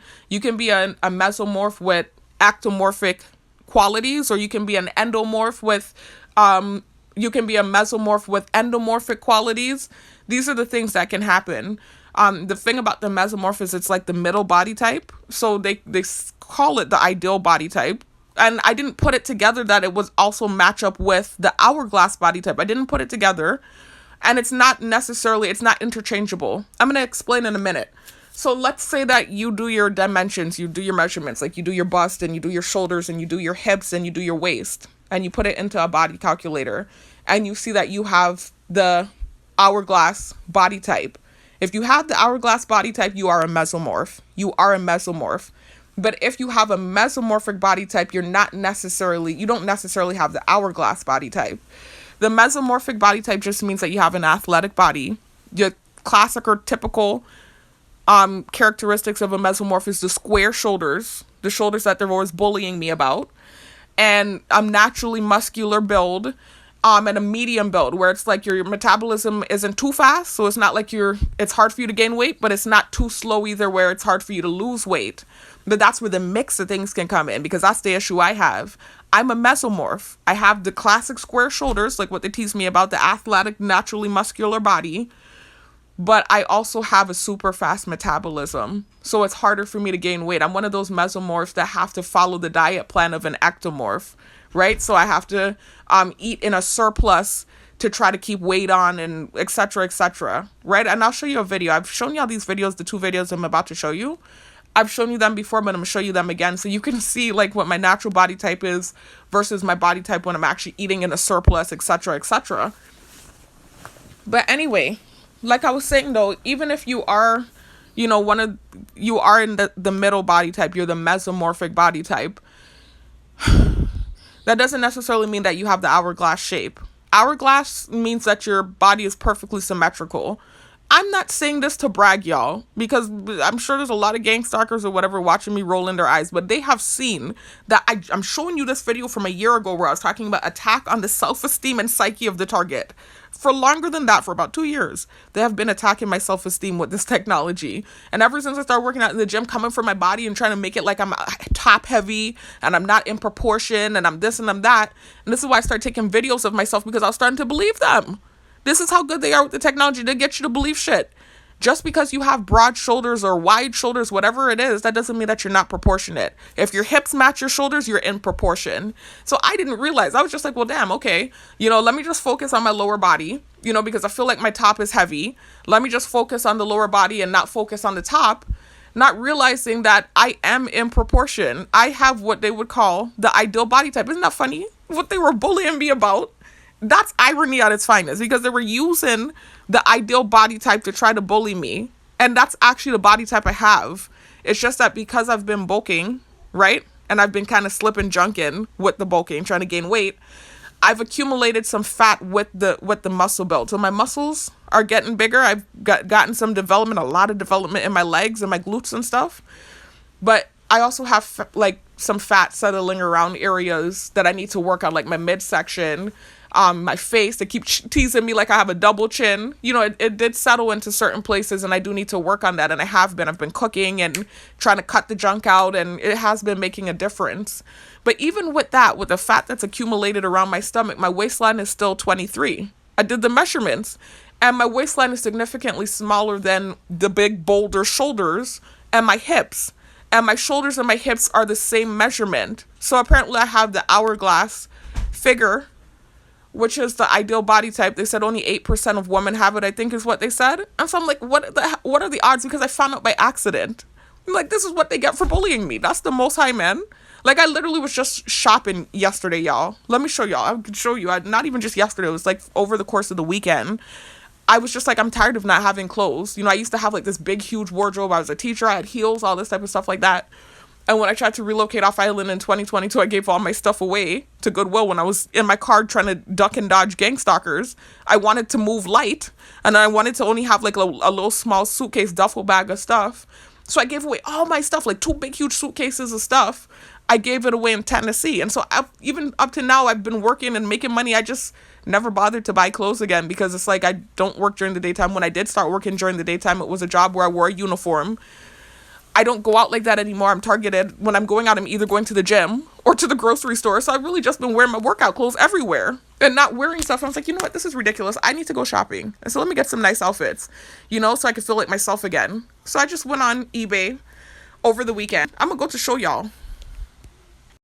I'm in my cart. I just want to show you. I put some stuff in my cart. I was looking at dresses, as you can see. I put a couple workout outfits in the cart. I didn't buy any of these things yet. I'm planning to, right? But you can see I was just looking for, you can see I'm not even like a vain person. I'm not looking for tight, short, you know, skimpy stuff. I'm looking for loose fitting, you know, cute, flowy dresses. That's really my style. And that's what I was looking at. You know, like these boho type stuff. Like, that's what I actually like to wear whenever I do wear dresses and stuff, and heels. And sometimes I'll wear something tight, but not all the time. Like, unless I'm going to a club, I don't really wear tight stuff like that. I wear like loose flowing type of dresses. I did put a little mini floral boho dress in there, but like, I don't really dress like that. I wear these type of loose flowing boho type dresses. That's my style. Like, you know, kind of like a hippie type thing. That's my style. Like this type of thing here. This is why I threw him into my cart. Then I saw, you know, this tight-fitting camo dress. I was like, let me join the fun. You know how they like to wear the army fatigue to gang stalk me? So let me get one outfit in army fatigue. And it's a skin-tight dress. It's like the only skin-tight dress in my cart. And it has the camo on it. I was like, let me get that. I threw it in the cart. And this one kind of body-fitting too. You can see it's a long-sleeve turtleneck. But that's it. Like, everything else has been loose-fitting, whatever I threw in my cart. So anyways, I was saying, let me, you know, I don't have any jean pants. I said, let me get some shorts, you know, because I'm working my legs out, doing all this work on my legs. I never wear my legs out. Let me get some shorts, you know, if I want to go to the beach or something like that. You know, I have some shorts to put on. So I was like, you know what? I haven't bought pants in a long time. I've gained a lot of weight. You know, I don't know what my pant size is. You know, let me measure myself and figure out what's going on. So I have a tape measure on my dresser. From months ago, if y'all will have noticed, I made a video months ago talking about the fact that I realized that my waist is actually really small. I didn't know that. I don't pay attention to that type of stuff. I'm paying attention to bodybuilding and building myself up, but not the actual dimensions of my body type. And I never got that specific with it. But I did order a waist trainer a few months ago, right? And I don't even use it. It just was so uncomfortable. I used it for like a week and I stopped using it because it was just like I was out of breath and felt like I was going to pass out whenever I was wearing it. So I stopped wearing it. It's still there in the closet. I need to start wearing it again so I could try and tone down this, you know, the pudge around my belly. But anyways, so that's why I got that tape measure. And I measured my waist back then and I realized I had a small waist. So I was already shocked about that. But I didn't put it together that hourglass figure. I wasn't putting all of the dimensions together. I didn't measure everything. I didn't care to. So yesterday I was trying to figure out what my pant size is because I want to order some jeans and throw it in the cart. And I was looking up videos on how to measure your pant size and learn your pant size. And so one of the videos, the lady was just showing you how to do all your measurements. She showed how to do your bust, your shoulders, your hips, your high hip, your waist. And then she was saying that if you would like to know your body type, you could go to this website, right? So I said, body type? I said, well, let me see what kind of body type I have. I just wanted to see. I was like, out of curiosity. I measured my shoulders because they're always coming from my shoulders. I said, well, let me see what's going on for real. I measured my waist. I measured my hips.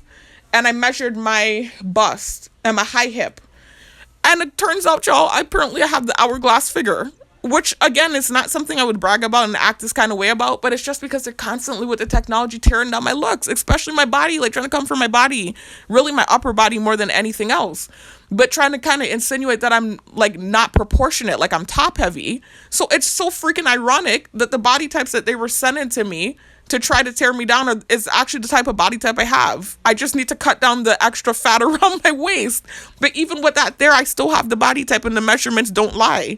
So apparently, I have the hourglass figure. I went to several different reputable websites, y'all. I was like, wait a minute, let me make sure that this is real. Like, I was even questioning it myself. When I looked at the video I did recently of my body, I realized, well, yeah, that is my body type, actually. And then I'm looking at these other girls and I realized too, I typed it into YouTube because for me, whenever I hear hourglass, I'm thinking about one of them bussin' females with the big, behind it, the big boobs and stuff. That's what I'm thinking when I hear hourglass. That's what I've always thought when I heard hourglass. But rather than size, it's talking about symmetry and your body ratio, right? And so if your shoulders are the same measurement as your hips, and then you have a smaller waist than both areas, think about the shape of an hourglass, then you have the hourglass figure. You can be skinny and have the hourglass figure. As long as your shoulder measurement is the same as your hip measurement, and then your waist is smaller than the two, significantly smaller, then you have the hourglass figure. And so if you put on weight and you start working out like me, then you start to see it. And you really start to see it looking good. You might not notice when you're skinnier.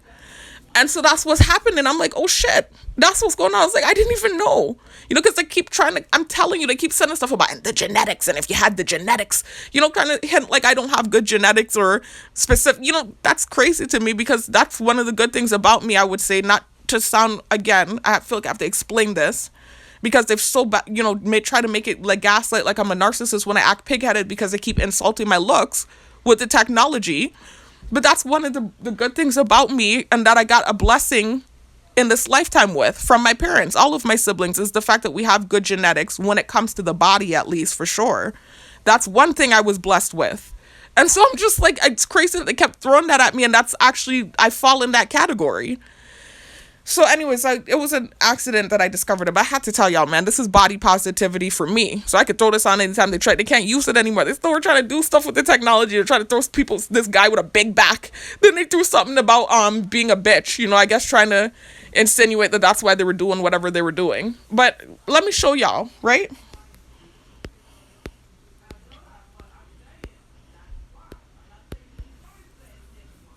So you can see I went to the body type calculator. This was one of the first ones I went into. And you can see my bust size is 27. My waist size is 23. My hip size is 27. Oh, that's my high hip, excuse me. My high hip is 27 and my hip size is 32. So this one didn't even ask for the shoulders. They just went off of the bust because the bust also measures your back. And so they were able to figure out that I had the bottom hourglass figure just from these measurements. I took it a step further and I went to a reputable website, the one that the girl was recommending on YouTube, where they also take your shoulder measurement into consideration. And my shoulder measurement is exactly the same as my hip size. So they said I have the bottom hourglass figure. And what that means is you don't have like the rounded boobs, right? I have rather small boobs. My boobs are small. Actually, they're actually fuller than what I realized. They just need to lift. They're kind of saggy. I actually thought I had like a B. I always thought I wore B. And then I went to the gynecologist. Excuse me, this is a TMI. But like 2 years ago, I went to the gynecologist and she measured my boobs for me. And she was telling me that the reason my back was hurting me was because the bra I was wearing wasn't the right size and that I'm actually a C cup. It's just that my boobs are not the perkiest, that's something I'm working on. But apparently I'm a C cup, but it's still not full, like, that like bustin' shape that you think of when you wear hourglass.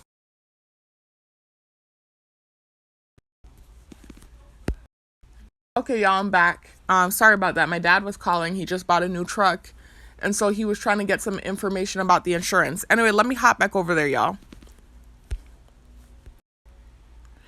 So anyways, as y'all can see on this body calculator website, it registered at my waist to hip ratio at 0.72 and my body shape as the bottom hourglass. So I'm perfectly symmetrical. It's just that my boobs are not necessarily super full. So it's just registering as bottom hourglass. Then I went to the other websites, went to several others. I went to this one.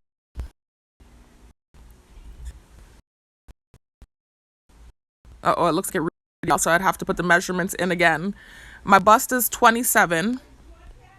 My waist is 23. My high hip was 27, I believe, if I'm not mistaken. And my hips were 32, excuse me. 32. Let me just make sure I did have the right measurements. 27, yeah.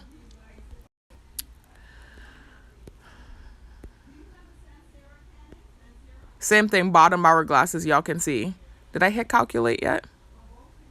Hold on, y'all.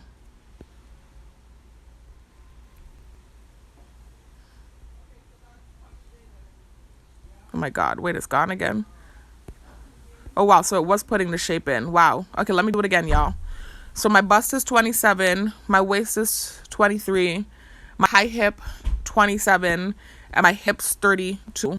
Body shape, bottom hourglass. See, same thing, bottom hourglass, right?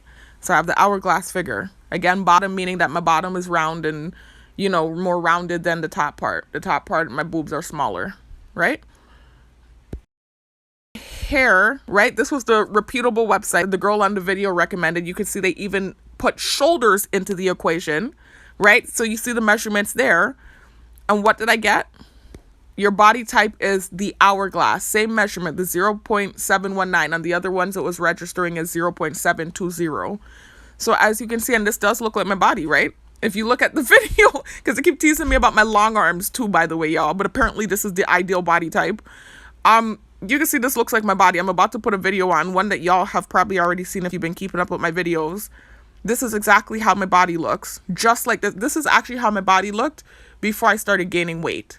Just like this drawing right here, with the long arms and everything, and the square shoulders, and you see the hips are actually symmetrical with the shoulders, whether they realized it or not. This is how my body looks when I'm skinny.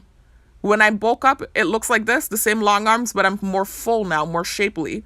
So you're going to see, I'm going to put a video on and show you. Remember this picture, right? This is just how my body looks when I'm skinny.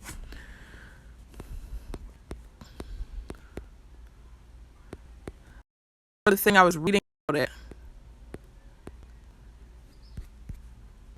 Hold on. There was something I was reading about.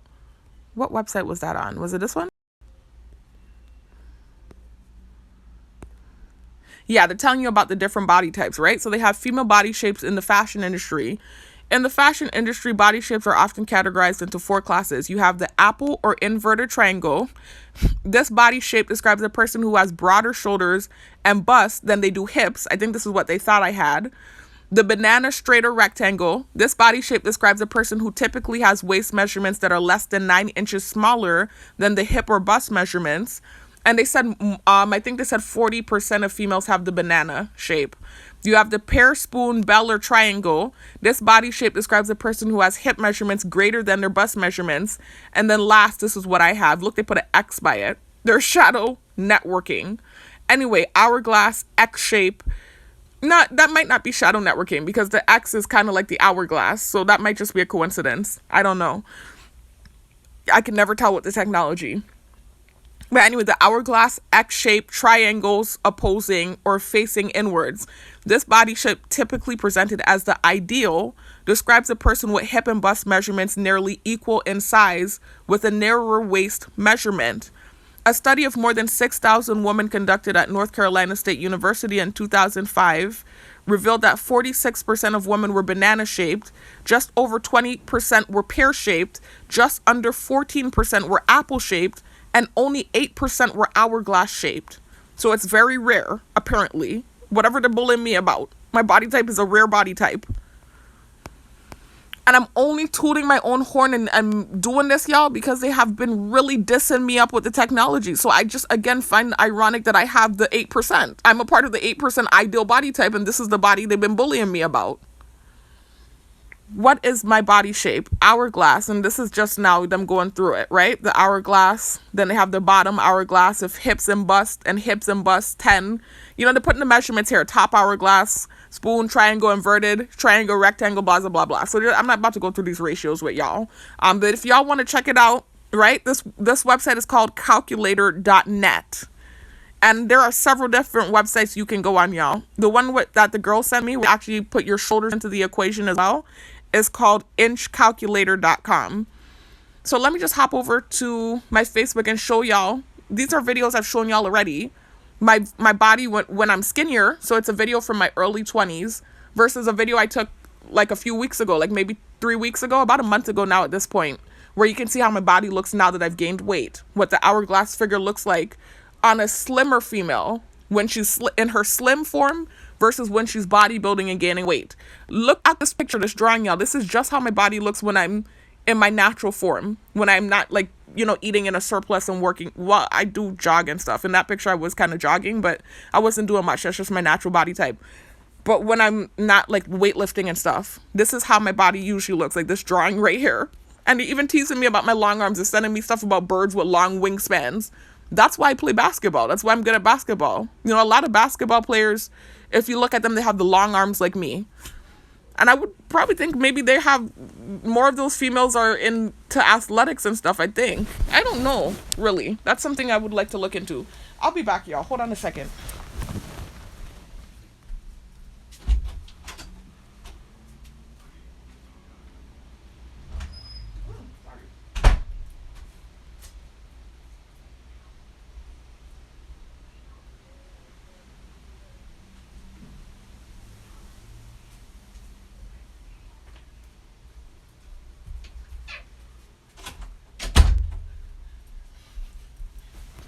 Sorry about that, y'all. I just ran out real quick to make sure the bathroom was closed. Y'all know I have that OCD, and I was smelling the bathroom like toothpaste, so I knew the bathroom was open. Anyway, let me go over real quick because I don't want this video to be too long, y'all. There's one more thing I want to talk about before I end the video. So let me just run over to my Facebook and show y'all a video I've shown y'all before. You know, one of the clips is from YouTube, a video from my YouTube. The second clip I'm going to show you that I told y'all is from a month ago that shows what I look like now. And the video from my early 20s, I don't believe I have it here on YouTube, but it's on my Facebook. And the video from my early 20s, like I said, my body looks like this drawing here of the hourglass figure.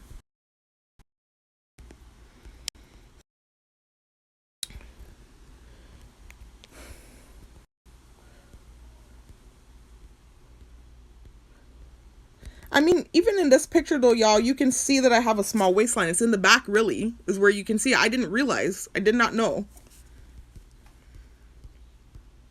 Okay. Even here, you can see I have a smaller waistline.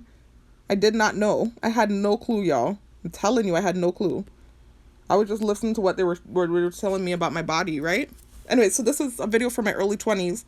Please notice that this video looks just like that picture that you saw of the hourglass.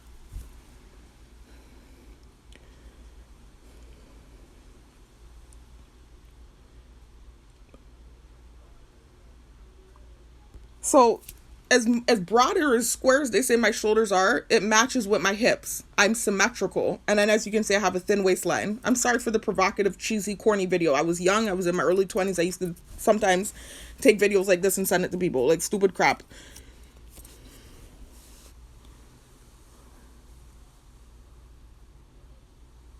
So anyway, that's my body type when I'm skinny, right?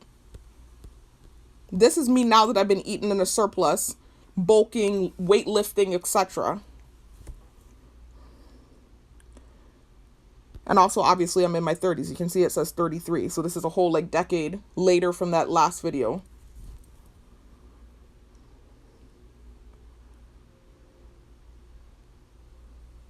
What I was talking about in this video, them coming for my self-esteem. I was talking about how they keep trying to make it like I'm overweight and my face is fat, and that's why you saw me doing those gestures. If you scroll through my videos, y'all will see a thumbnail that looks like this, and you can check that video out for yourself. I'm on camera for that whole video. See the shoulders, y'all? Now you're not seeing my hips good, right? You're going to see good in a minute what's going on, but you see the shoulders. This is what they keep coming for.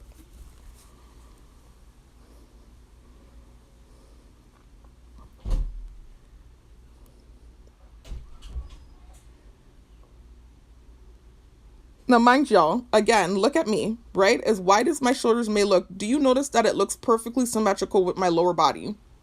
Do you see that I'm in proportion? It's not like the lower body is super narrow and the upper body is super wide. It's perfectly symmetrical.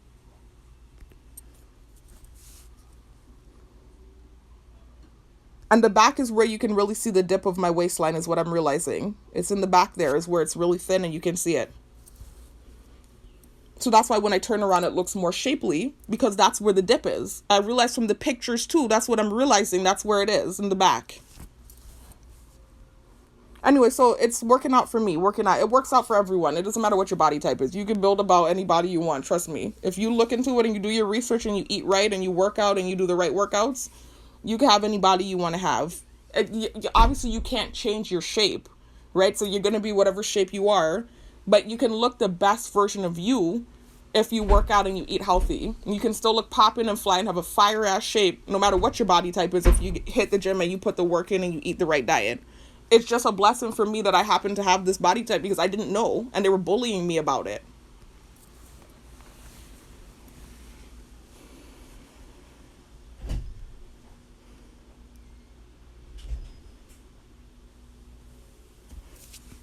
Anyway, y'all, so that's all I want to talk about with that. Moving on to that now. One more thing I want to talk about. The bathroom's open, y'all. Y'all know I have the OCD. Let me just end this clip. I'll be back one more time to finish the video. Just want to talk about what happened yesterday with this song they sent to me right after the hourglass thing, coincidentally enough. And then that's it.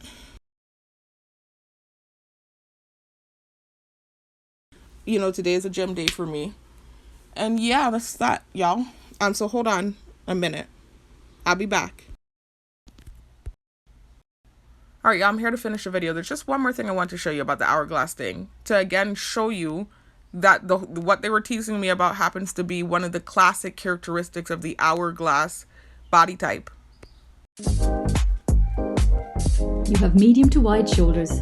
You have medium to wide shoulders. Now, of course, that's not the only requirement. There are many females or men with medium to wide shoulders, but it has to be the same measurement as your hips. But the point is, you have medium to wide shoulders. The wide shoulders, the boulder shoulders they've been bullying me about. Your shoulders are of equal dimensions to your hips. Your shoulders are of equal dimension to your hips. And I have that. You have a visible and defined waist. You have a visible and defined waist. Yes, I have a small waistline. Your hips are of Your hips are of equal dimension to your shoulders. So again, your shoulders are of equal dimension to your hips.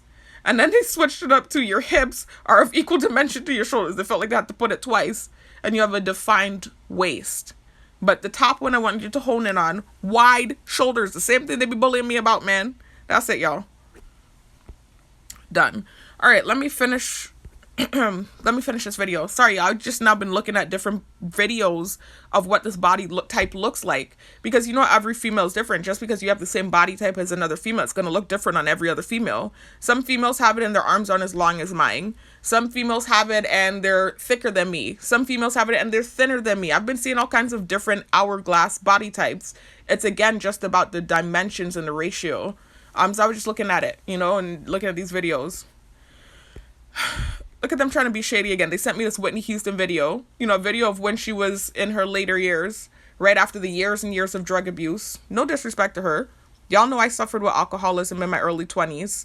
Not in that video that you saw. That was shortly before I started going through whatever. You can see I looked healthy in that video. But nonetheless, they're going to send this video of her, you know, in her later years when she was in her late 40s, where her gut busting out. If I only show you the video, y'all, I just don't want to get a copyright strike, so I'm not going to click on it. Where her gut overlapping. Thank God I'd be taking videos of myself, or else I would be believing them with the stuff they be sending. They're trying to create some sort of body dysmorphia within me. Like, I would be believing the shit. Anyways, now, and look at the next to it, how to build a wide back. They're still trying to come for my back, even though I've now proven via measurement, right? And technology that I have the ideal body type. They're still doing low-key stupidness. But then also too, they sent me yesterday, like I said in my newsfeed after I discovered my body dimensions, this video from Tupac, Wonder Why They Call You Bitch. So I guess it's a way to insinuate this is why they're doing what they're doing. It's just gaslighting to me, you know, because again, any reaction that I've had, it's not excusable, it's not acceptable, but it was reactive abuse. I don't just sit around going around being a bitch to people. That's just not me. It's been reactive abuse. And I finally learned how to control my reactions, thank the Most High. Anyway, speaking of which, y'all, yesterday, this is the last thing I want to talk about. Yesterday, shortly after I discovered the dimensions, and you know how they like to play games with the technology, after I figured out that I had the hourglass shape, you know, literally shortly after I was in my newsfeed just scrolling through, I see this random music video from some girl. She looks like she's an underground artist, and it's called I Look Good, right? So I said, what did it come up with now? You know, so of course I hit play to listen to it.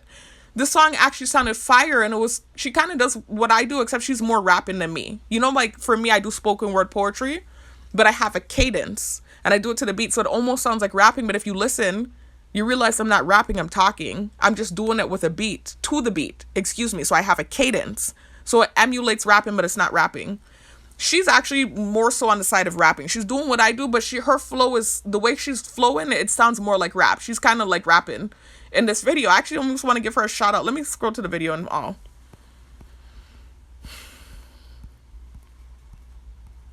Y'all see it there in my history? Wonder Why They Call You Bitch? Faith Evans, they sent that to me shortly after I discovered my body type yesterday in the news feed. Anyway.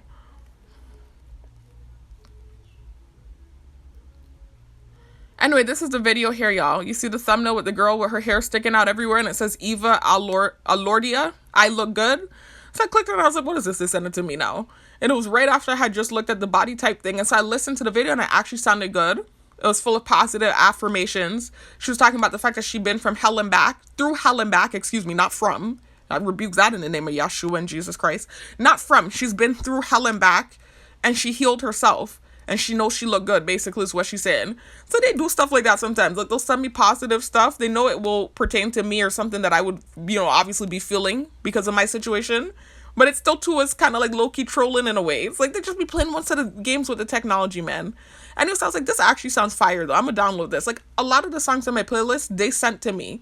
And it's full of sensitization, but it sounds good. I'm like, okay, let me put it on the playlist. So I put it on the playlist.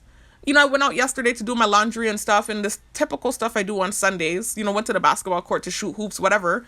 When I got to the court, you know, this song came on. I was like, oh, I forgot about this song. I put it on repeat.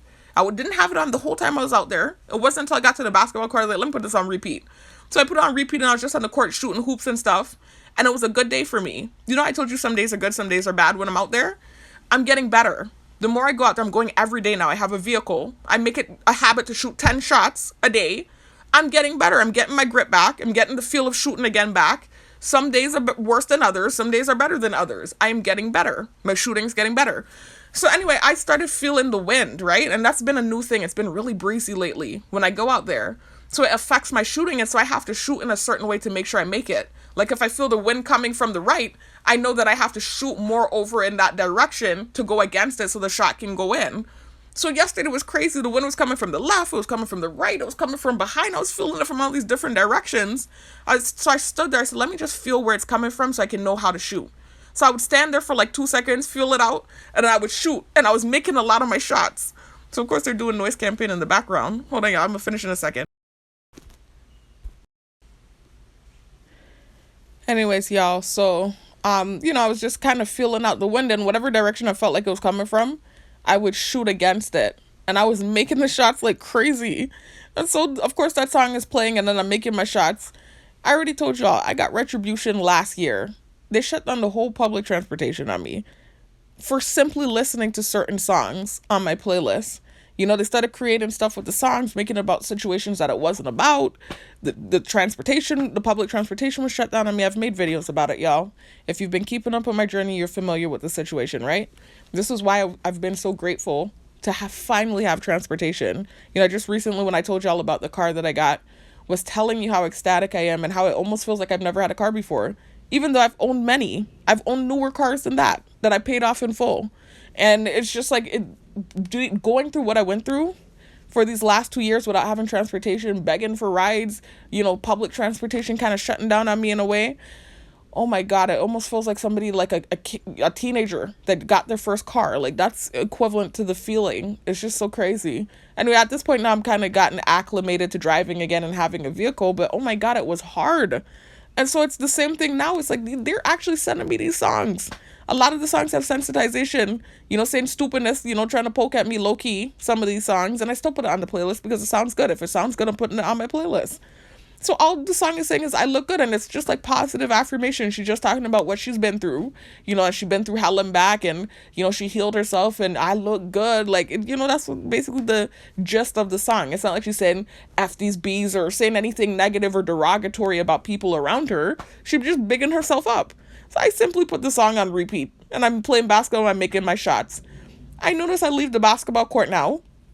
I'm driving, the first thing I see on the side of the road, and that could be a coincidence. So that I don't want to point out as gang stalking. I don't know if it was or wasn't. That could have genuinely been a coincidence. But first I did see to the left of the road, and I've never seen that before when driving on that road. But I go different ways when I leave the basketball court. Oftentimes I go the other way actually to leave the neighborhood. But this time I went that way because I had to get back to the laundromat to get my laundry, and everyone watching kind of knows what's going on with me. Anyway, so as I'm going down the hill to exit out the neighborhood, I saw, I don't know I feel awkward about saying it because of the sensitization with my targeting and the offensive stuff I shared in my car in Florida, but I saw a white lady walking to the side of the road, to the left of the road. I just sound so like back in the 60s, 40s, the way when you specify race like that, like a white lady. Like, I don't know how to say it though. I'm specifying her race because I want you to understand I'm not sure if it was gang stalking or not, because they do use that race sometimes to gang stalk me. They were doing it in the gym today because of the offensive stuff I shared in my car in Florida.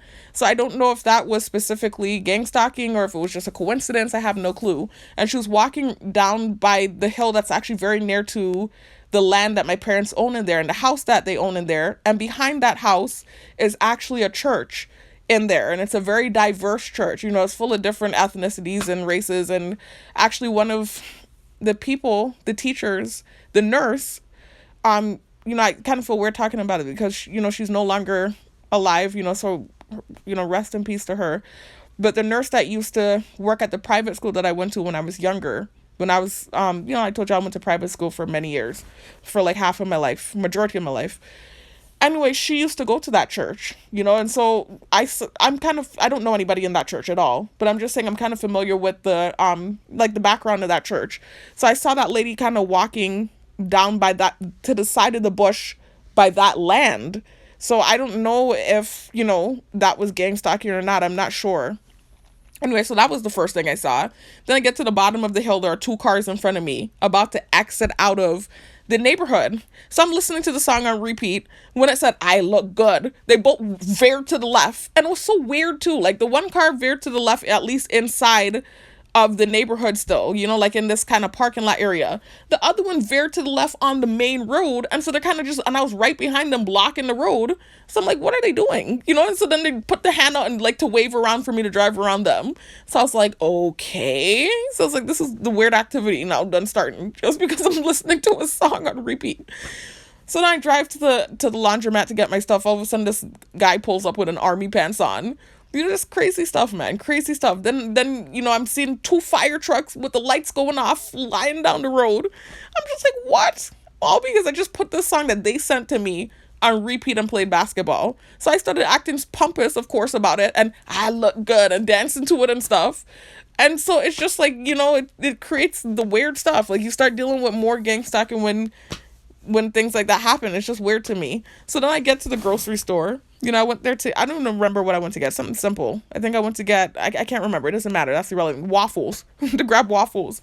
I'm in the grocery store. This grocery store in particular, I talked about this last year. I haven't really talked about that situation or anything pertaining to that situation in so long. But I did mention that there is a guy in there that makes my brain tick sometimes. I haven't seen him in a long time. I've been going in that store like I was before, and I have not been seeing him. So it's been a long time. I don't even know if he still works there.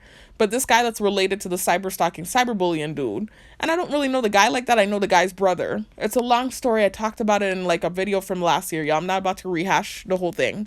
But long story short, he's the guy's cousin. And so I know his name now because he works for the he worked for, I don't know if he still works for, the security company. And I had to I had to relieve him on some nights when I was at the post by the main shopping center. So I know his name. I saw it in the book. So sometimes that name would pop in my head. It wasn't even his name, it was his brother's name, because his brother's who I really know. That would pop in my head sometimes when I get in the store. But it's only at certain parts of the store. Like when I'm heading back to like the freezer area to get like eggs or something like that, that's typically where I would see him. So that name would tick in my head anytime I would walk back there. It still happens even though I haven't seen him in so long, but I'm so good at pushing out the tick. I think they don't realize that tick still happens sometimes. Not all the time, but sometimes. So that's what was happening. I was walking back there, and coincidentally enough, as I'm heading back there, this lady and her daughters are walking. I guess she made the daughter wear the little short black pants as gang stalking. I don't know, or maybe it was a coincidence. I'm starting to think it not. This is what they do. They start to gang stalk with the stupidness whenever certain things happen that annoys them, I guess. So I didn't think anything of it. They just walked by me, but my brain was ticking already because I was heading back to the freezer area and they were heading from that area. So his name started ticking in my head and I pushed it out like I always do. They're walking by at the same time. This girl and this lady and her kids, right? Or her teenage daughters, whatever they are, right? So I noticed all of a sudden I'm back there. I get what I wanted. I got my waffles. I went back around. I'm looking through the aisles now for the aisle with the syrup. I noticed I'm seeing the girl like she casing up and down in the pants. So I've seen her walk by one time. I was like, okay. I just ignored it. No tick happened, right? No brain tick. And even if it did, it's sensitization and programming. So they couldn't gaslight me about it. But that's not even what that was. That's the funny part about it. Anyways, I see her walk by once. I was like, okay, I definitely took notice at that point. I walk again. I go to the next area. I see her walk by again looking like she's lost and confused. So I was like, wait a minute. At that point, I laughed, because I started catching on to what was going on. And then they have a bird in the store. I hear the bird chirping in the roof. I'm just like, the bird drones that they use on targets. So I'm just like, what the heck? I just thought it was hilarious. Then as I walk around the corner, I see her mom standing there. And then this dude coming up the aisle and he had a smirk on his face. So I knew definitely it was gang stalking. So I started to hum the song. I look good. I started humming it and laughing because I just thought the thing was funny. So then I get to the registers now. Only 2 registers were open. There's this one girl, right? This girl that I actually know from the past. I don't know her like that at all. I know her like very brief. Like I wouldn't even say I know her. Like it wouldn't even be acquaintance. I don't know her, but I have had a conversation, like one conversation or 2 with her years ago. But the fact that my memory works the way that it works, I'm like an elephant. I have, the other thing that I forgot to mention, speaking of the memory of an elephant, the other thing, look at them flying the mosquito. The other thing that happened when I was riding from the laundry to the grocery store, they made somebody rev by on a motorcycle, a red motorcycle, in all white. And this is somebody that I've talked about last year in a video, y'all. A very pertinent, I wouldn't say pertinent, he's actually not even that important, but somebody that something very pertinent happened with last year. I talked about him in videos. I'm not going to really go into the details of who it was, but they were doing the most just because I was listening to the song. And I feel like he could have heard my thoughts because when I saw him, I said, what? I said, are you serious? And I saw him like do this kind of, laugh type of thing. And he tried to speed by super quick. And I was just like, wait, did he hear me? Because he's on a motorcycle. So I'm like, he can hear my thoughts too. Whatever it was. But I'm just like, what the heck? Like they were pulling out the big stops yesterday simply because I was playing a song that they sent to me on repeat and making shots on the basketball court. Like literally, this is crazy. So anyways, back to the grocery store though. So I get to the lines, right? And I see only 2 registers were open. One register had a little girl on it with a bonnet on it. And then the other register, this girl that I know from the past. Typically, I don't go to this girl's register. And the only reason is because her name ticks in my head. It's, first of all, my memory is like an elephant. And there's something specific that happened with her. She might not remember. I do because my memory's so good. We had a very vague, brief conversation in the past, years ago, when I worked at the resort, one of the resorts that I worked at in my early 20s, before I went back to school for the second time and got my bachelor's degree. This was actually before I even started subbing again. Because remember, for a number of years, I was here on island working as a paraeducator and a substitute teacher before I left and went back to school. Before that happened, remember I told you I was working at resorts and trying to pay off for that class that I owed money for at community college so that I could get my associate's degree. So that at that one resort, years ago in my early 20s that I was working at, I worked with that girl, the girl that I went on the register for. And there was a time we were in the main office. And the reason I remember her name not only is because this memory where she told me about this certain thing, but then it's also because her name, she has the same name as this girl that I was really good friends with in not community college, when I was in community college. When I was in Florida in my early 20s, I've shown y'all her before. I want to show y'all her, but I don't want to say the name because then, if anybody knows this girl, then it's going to be kind of like this. Well, they saw her anyway on the camera, so it doesn't matter. But I don't like to say people's names in my videos. But I've shown my friend already, right? Because I was trying to show that I've lived a normal life. They try to make it seem like I'm this isolated, weirdo that doesn't have friends. That wasn't the case before my targeting. I've had friendships throughout the years. It's just the problem with me is I'm such an introverted person that if I don't live in the same area as you anymore, my reciprocity isn't the same. Like, you'll be reaching out trying to, link up with me as far as phone calls and video chats go, and I'm not really going to return the calls. Like, I'll pick up sometimes, but I'm not going to return and call you back. Like how you call and check on me. And it's not me being a bad person. I'm just really introverted, and I'm really bad at maintaining friendships. It's not like a selfish thing. It's not a bad person thing. It's just a personality thing. And so a lot of the friendships I've made over the years, once I moved from that area, the friendship kind of, look, they're making my ear ring with their stupidness. The friendship kind of dwindled away. But with this girl in particular, the one that has the same name as the girl from the grocery store, she was very persistent with keeping in touch with me. So even though we're not as tight as we could have been, if I were a better friend, it is what it is. I'm going to take accountability. If I were a better friend, we still at least have some sort of connection where she still reaches out. And just before my targeting went viral, before I tried to relocate off island in 2022, she sent me some messages. She was asking about the Virgin Islands. She was seeing my pictures. We've been friends on social media. And she was thinking about coming down here to visit. And she was asking me about prices and stuff like that. So even still, she was keeping in touch, but it would have been like an actual friend, like what my older sister has. My older sister has friends from years and years ago because she's a reciprocating type of friend where she calls back and, whatever, she keeps up her friendships and, so she still has friends from all over the world because of the type of personality she has. That didn't happen for me because of my personality. And now I kind of regret it now in my targeting, look at them chirping a bird. But it is what it is. Everybody's different. Everybody's made a certain kind of way. And this is just the way the Most High made me. But I do regret it now as a target. Because when you become targeted, you get isolated. And so if you're somebody that doesn't have friends, or you didn't hold on to or maintain your friendships throughout the years, right? So anyways, maybe just another lesson from the Most High. You learn.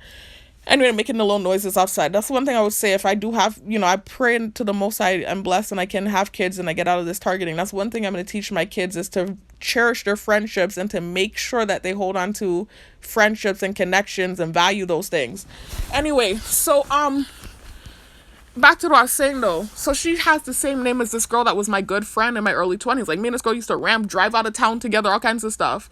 So that also is why the name clicks. Why I remembered her name, but also I have a memory. Like I said, she might not remember this, but when I was working at the resort, I remember we were having this brief conversation. They had put me to work in the front office this day, right? They needed help in the front office, whatever was happening, and she was in there. And I don't recall how she and I started talking. She definitely had to have talked to me first. With the personality I have, I'm telling you, she had to have started that conversation.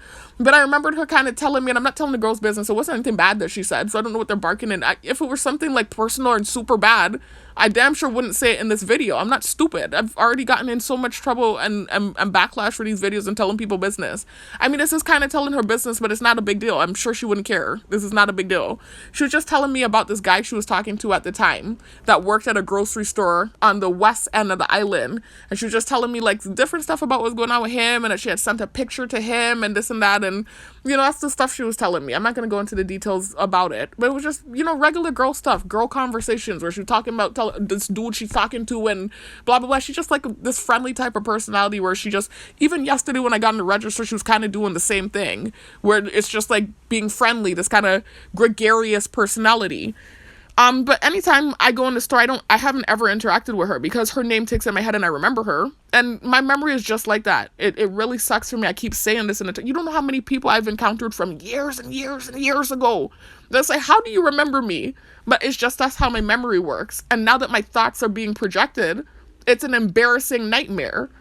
So anyways, anytime I see her name be trying to tick in my head, so I be trying to, I duck and dodge so that this thing will stop, and I never go on her register. I never do because of that. But because of what was going on with the I Look Good song, and then the little girl in the black pants that was like casing me in the store, and then, me going and seeing only 2 registers open, and one of the other register had a little girl on it with a bonnet. I said, okay, let me hop on her register. She has nobody on her register. I'm trying to get out of here. So I remember pushing up to her and I said, hey, good afternoon. I said, are you open? She said, yeah. She said, just go straight down. She said, let me get you out of here. I said, okay, sure. So I stopped in front and she said, no, go straight down. I stopped right in front of her register. She said, no, go straight down. Now, I'm Bassity, mind you. I'm still, kind of, this little girl was casing me in the little short black pants. I saw the dude smirking in the aisle. The I Look Good thing is playing. They're acting crazy out on the road. The 2 fire trucks drove by me. So I'm Bassity. I'm just trying to get up out of there. So I'm not registering what she's saying. I'm just trying to get the fuck up out of there. You have to know I was desperate if I hopped on her line and her name ticks in my head. So anyways, so when she said go straight down, I said, oh, you meant, I said, okay. And so I start walking out, away from her island, like to this register that they have at the very front of the store. It's like an extra register. It's like, I think return, where you return things. But sometimes if the store is super packed and you only have like one item, they'll cash you out there. So I started walking down there. I thought she was telling me to go, when she said go straight down, because I had stopped in front of her register and she said no, straight down. So I was like, oh, okay, so maybe she wants me to go all the way down. I wasn't catching on that she was telling me to go to the end of her register with my cart so she could take the little hand thing and scan my stuff quickly. I was Bassity, y'all. I was very Bassity. So she and I start talking about it, and I think my voice, I don't know if I came across as bitchy, because at first she was being friendly, and then, I kind of heard her, I don't know if I started sounding bitchy as I was going back and forth with her about what she meant when she said go straight down. I wasn't meaning to come across as bitchy, but I never know how I come across to people, especially if I'm in a moment where I'm Bassity and I'm trying to rush out the store, right? So at first the conversation was okay, and she was being friendly, like, oh, I'm trying to get you out of here, and then she does this fake snort thing, like she's smelling me, and then I'm grabbing myself. I said, thank you. She's putting her shirt over her nose. So I was like, okay. I had never seen her do gang stalking stuff before when I went in the store. Now, granted, I've never gone on her line before, but I've never seen her doing gang stalking stuff. So I'm just like, okay. I'm like, did I come across as a bitch when I was going back and forth with her about where she wanted me to put this cart? Because I thought I was talking in a friendly banter. I thought that's what it was coming across as. I didn't know if it came out as bitchy. I didn't mean for it to. I'm literally like Bassity and trying to get up out this store. So anyway, I just wanted to briefly talk about that because, I want to knock that down, the tick thing, why I know her name. I just want to talk about that because that's something that happens. I go in that store often. It makes it, it's like a catch-22. When something weird is happening because of this stupid, dumbass situation, I feel like if I don't make the video and your name is ticking in my head, then it looks bad anyway. It's like, why does she know my name? So if I don't say something and every time I go in the store that's happening, I'm feeling awkward anyway. But then if I make the video about you now and then now I have to go in the store and I see you, it's still going to be awkward. It's like a catch-22 with this damn thing. And this is kind of similar to what was happening when I was working the day job, just so you understand. Certain things would happen where I feel like I want to address it and talk about it in a video and clear it up. But now it's awkward because I made a video about the thing. It's just a nightmare when you're targeted and your thoughts are being projected, and it's like hell on earth, I'm telling you. Anyway, so whatever it is, I got off her line and I got up out of there. It wasn't that big of a deal. It's not like she was doing extra stuff. She just did that little snort thing and then she put the shirt over her nose. So I'm thinking maybe I came across as a bitch. I didn't realize. I didn't mean to. But anyway, that's where I know her name from. So I just wanted to explain why that tick be happening whenever I see her. It was that moment where she was telling me about that guy from, the grocery store down at the other end of the island that she was talking to and she had sent a picture to. I just remember the memory. My memory's like an elephant. And then she has the name of the girl that was my good friend in my early 20s. So that I really definitely remember her name. Anyway, moving on. What was the other thing I wanted to talk about? I think, that was it. Y'all, this was going to be the end of the video. But then I went to the gym today. Remember I told you on the earlier clips I was going to the gym today. Oh my God, there was so much stuff going on in the damn gym today. And they try to gaslight me about it. But I think I passed. I think they were testing me. And I think I passed. They're making it like it's just like straight up, clowning. But at the same time, low-key think I was being tested to see if I was going to have a nasty reaction, and I didn't. I purposely did not. I am not biting the bait again. In that gym, I'm telling you I'm not. Anyway, so I off and on have seen this coworker, right? He's works the night shift during the daytime. Let me speak it into the existence. Because remember, the day job situation is still pending.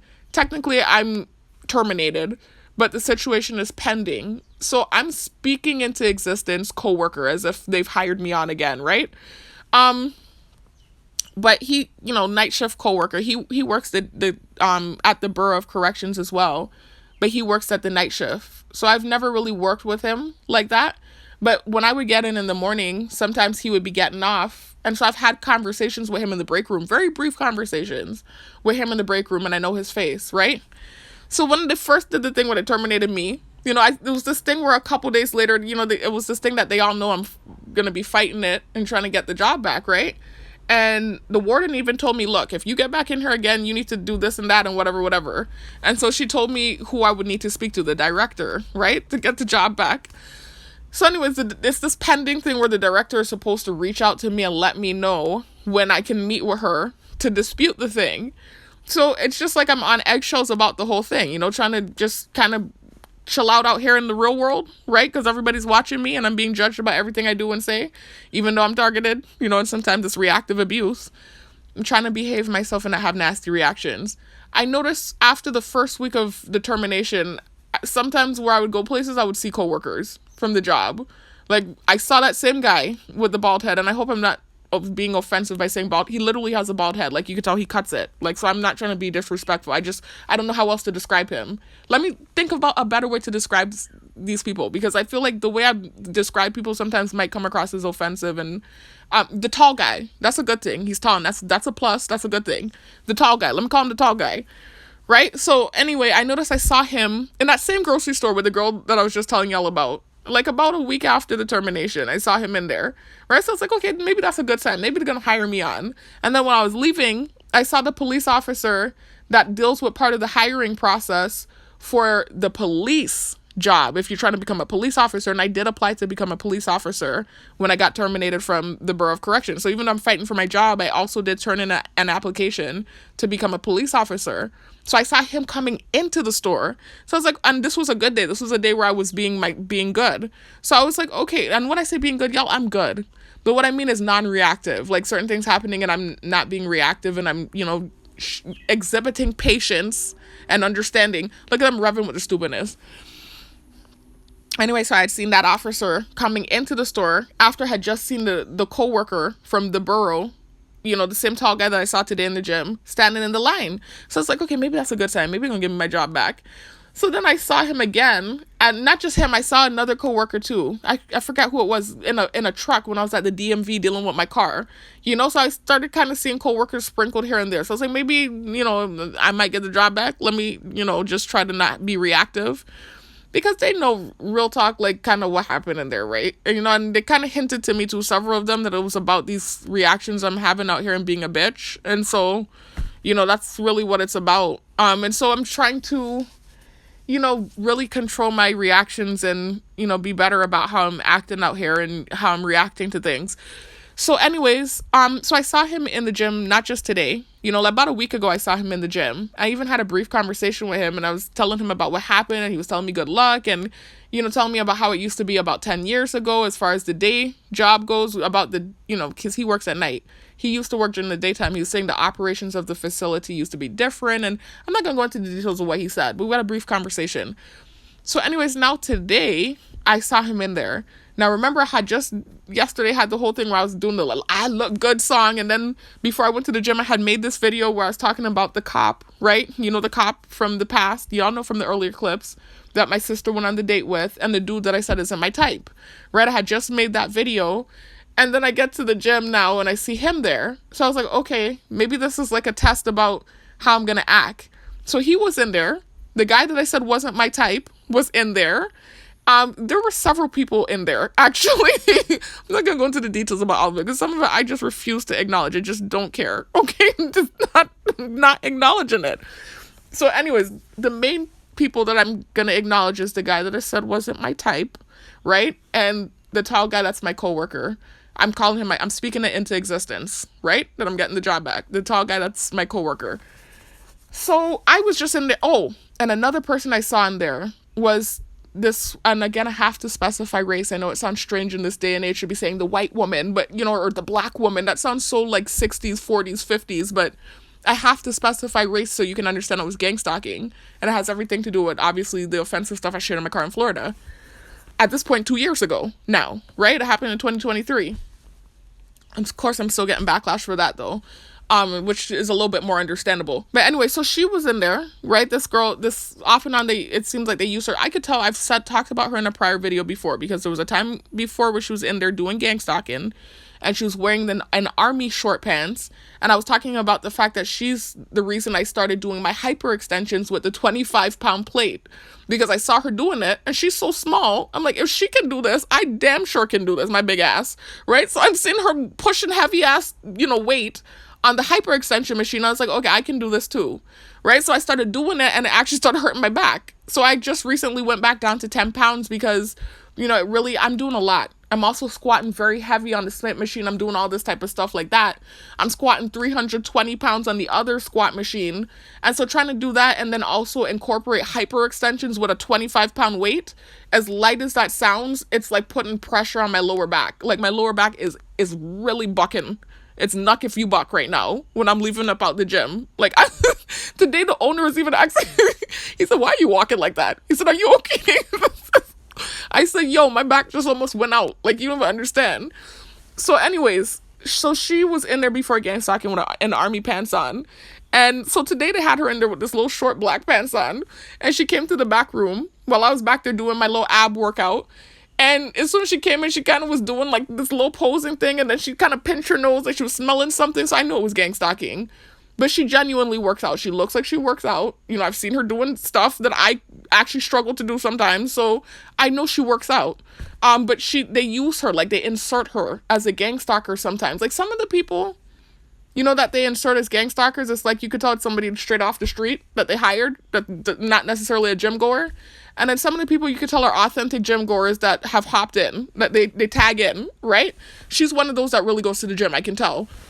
So when she back there, she pinched her nose or whatever, I just wasn't gonna, I'm not gonna react. I said, let me just, whatever, I'm get through the workout, I'm gonna come up out of here. The only problem was my brain was ticking. I already told y'all what happens sometimes.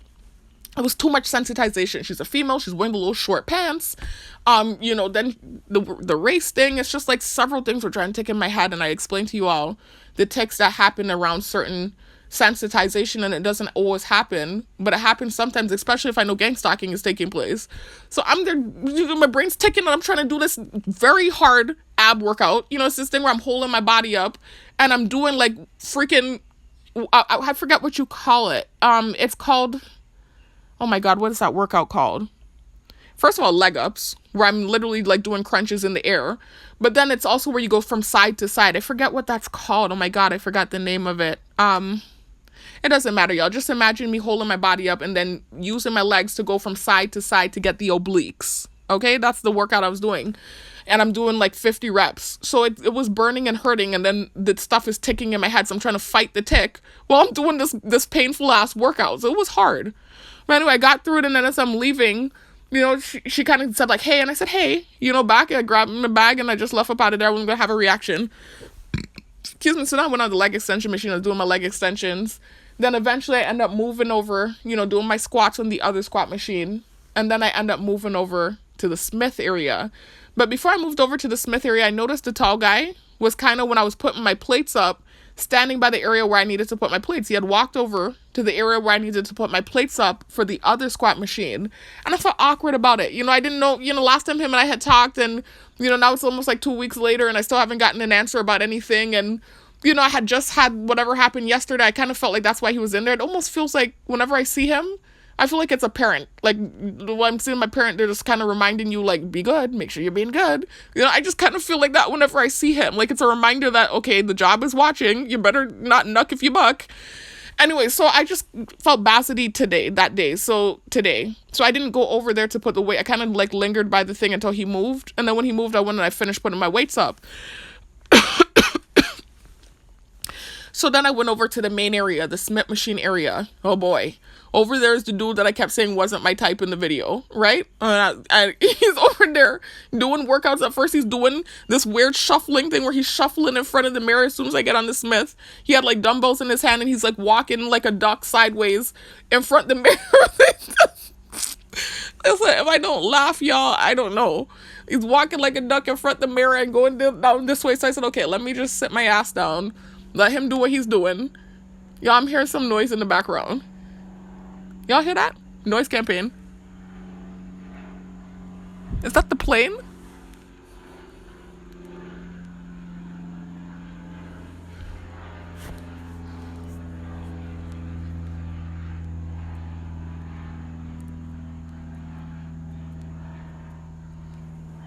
Okay, anyway, so,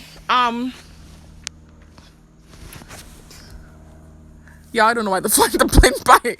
Anyway, so he, because it was obvious gang stalking stuff, man.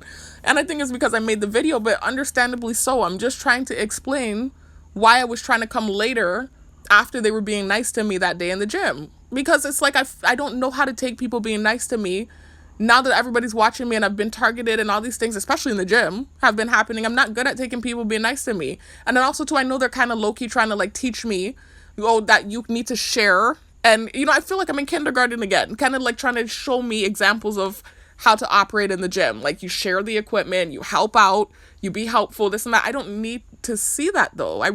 I respect it and I understand where they're coming from. I just want them to genuinely move like that with me and I move like that with them is how I feel.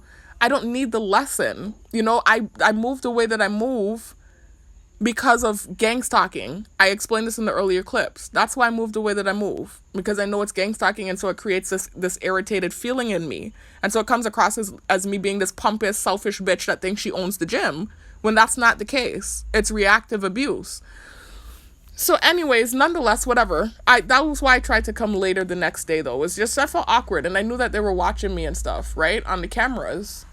So, y'all, somebody is outside in some sort of white vehicle.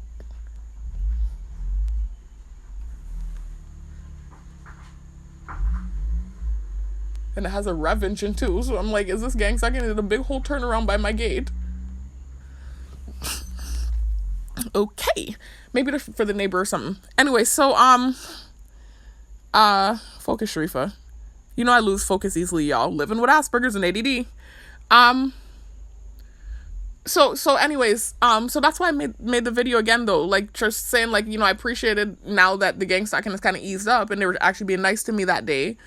But then, you know, the next day when I was trying to kind of avoid the interaction with them and I was trying to come later, remember I told you I pulled up and all of a sudden the cop came out and he pulled his shirt over his nose and they came out with a child and then a child came out behind him. And then when I went in the gym, that same dude that was there today that I said wasn't my type was wearing a red shirt, right? And then he ran to the bathroom and then as soon as I started doing my squats and the part of my song came on that said, can't even hold down a job, too busy following behind me, he came out the bathroom, right? But then he left. One thing I noticed, though, whenever he goes in the bathroom, and I noticed this about the Italian guy, too, they pull the door closed, because I've made it very clear that I have an issue with that bathroom, right? A lot of the other people come in and leave the door sprawling open. Like, they have consciously, I've seen it. I even saw him think about it today. The same dude I said wasn't my type. I saw him think about it, and then he closed the door. So I do appreciate that. There is some sort of consideration there, right?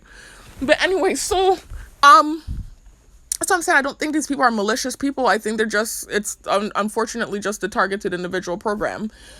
So anyways, so he's doing this thing where he's shuffling like a duck in front of the mirror. So I said, okay, oh boy. I said, this is probably because of the video I made. You know, I think it seems to have made things worse rather than better.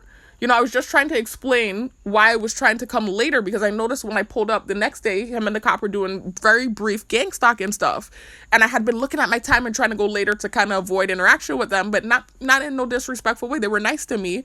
I knew they were staring at me on the phone and it just feels awkward, man. I'm an awkward person. I'm targeted and, you know, I didn't know, man. I just was trying to go later. I just felt uncomfortable.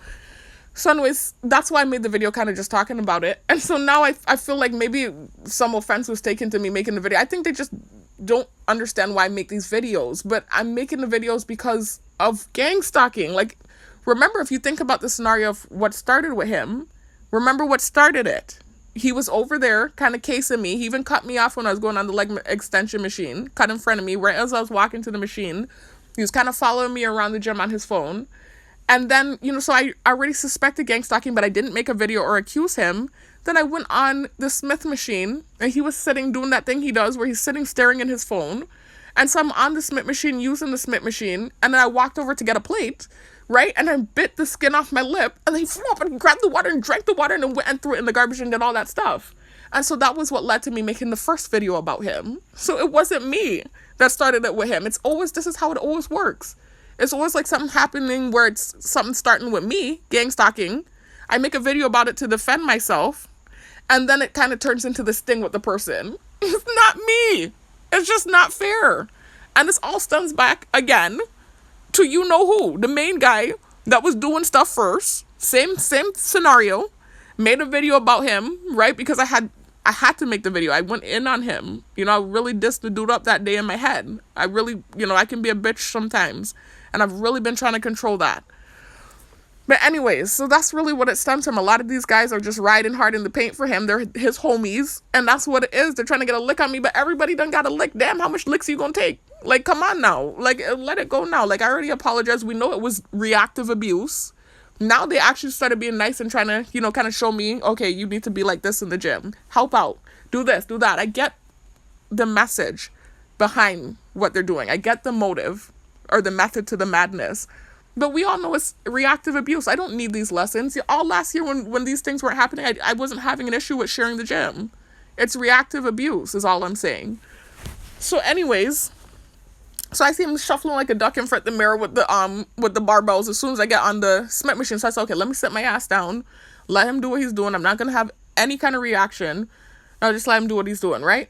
So he stopped doing what he's doing. I get up. I start now again trying to get the stuff on, my plates on the machine. So then he walks by and he says, hey, you want me? It was just so different.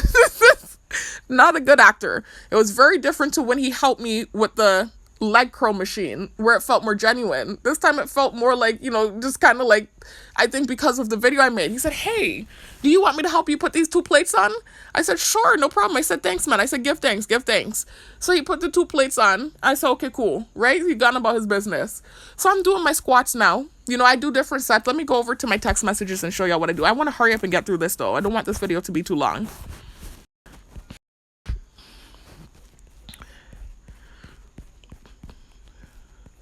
So as y'all can see, right, on Mondays, Wednesdays, and Fridays, my last workout is on the Smith machine. So I do 50 squats. What I'm doing now, remember I told you I started incorporating, I don't know if I told you guys this, I think in my last video I talked about this. I started incorporating narrow stance squats. So I'm switching it up. I'm not just doing wide stance squats, but I'm doing squats with my feet together on a plate because it really hits the quad and you're not getting the glute or hamstring recruitment. And that recruitment helps with the squat. So if you do it with the narrow stance, it's a lot more difficult, especially if you put your feet up on a high plate. You're all of the weight and all of the force that you need to get up is coming from the quad muscle. So you're straight up working the quad. It's actually starting to hurt my back. I'm not gonna lie. It's really hard. So anyways, I've incorporated some of those into my workout and it's really difficult. So I'm doing 20 at 180 pounds, 20 of those narrow stance squats at 180 pounds, right? Almost 200 pounds. Then I take the weight down, right? And I go down to 140 and I'm doing 25 with my legs wide open. Wide stance is what it's called. And then for the last 5 squats to make 50, I'm doing 3 at 230 pounds and 2 at 250 pounds. Wide stance. Y'all, I'm hearing an ambulance. Listen.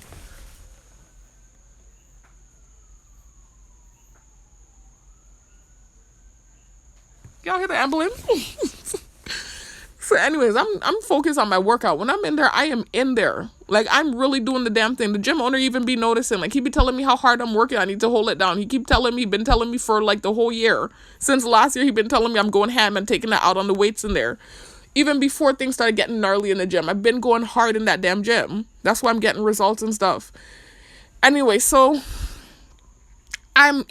he, I'm doing my damn squats. And eventually he did the thing he likes to do. The guy at this point now, I'm getting used to him doing it.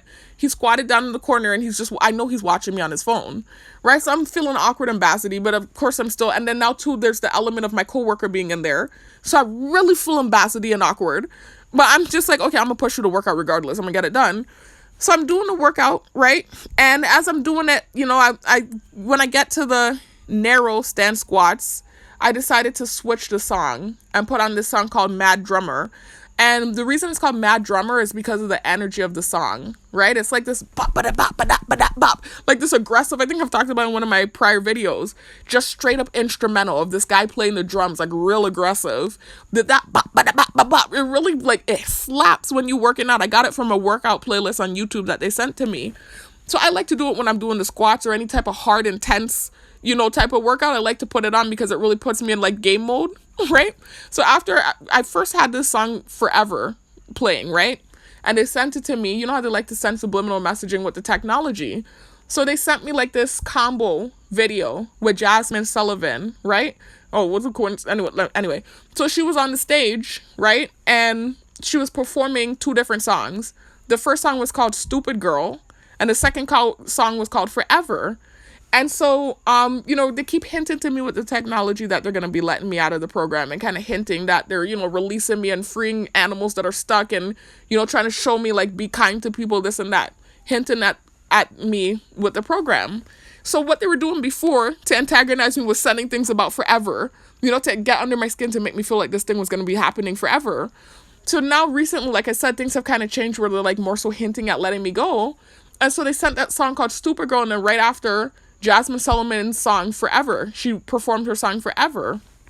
And in the song, obviously, it's, like I said, subliminal messaging and innuendo. She's talking about a relationship with a man that didn't last forever. So she's basically like, I guess forever didn't last so long these days, right? So she's talking about the fact that forever doesn't last so long after all. She thought she and the dude was going to last, basically, and the relationship didn't work out. It ended. And so forever didn't last as long as she thought it would. They didn't stay together, quote unquote, forever, or at least what forever would be in this lifetime. But of course, I'm taking the subliminal messaging. They're sending one set of subliminal messaging as them telling me, stupid girl, this isn't going to last forever. So I put the song on repeat in the gym, because at that point, I had just dealt with the lady in the back with the short pants on. I'm seeing the coworker in there. I'm not thinking like necessarily gang stalking with him. I take it as more of a warning whenever I see him. Like, you better get it together. That's what I take it as when I see him. But I had done peep the dude that I said wasn't my type over by the other side of the gym before I went over there. So for me, all of that is just a reminder of targeting, like you're still targeted. And so when the song Forever came on, I decided to put it on repeat. It's just a reminder to myself that this isn't going to last forever. So I put it on repeat. I'm going ham on the machine, right? I'm going ham on the machine. And then I get over to that side of the gym, like I said, by the sprint machine. And I'm, like I said, getting through it. And the guy helped me. He put the 2 plates on for me. I'm in the zone. I'm doing my thing, right? Then after a while, I'm like, let me put on Mad Drummer. I need it. My back is hurting. I need to push this where I feel awkward, right? I need to push through this workout. Let me put Mad Drummer on. I like to put Mad Drummer on when I'm on the Smith. They know that too. They've been watching me. I love to put Mad Drummer on when I'm on the Smith because that's like one of my most difficult workouts.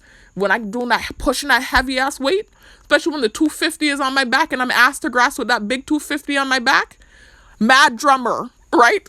They even sent me with the technology. It was hilarious. This guy, he said, the video said, my therapist said, find an outlet for my anger. And they showed him in the gym with like 400 pounds on his back doing hyperextension.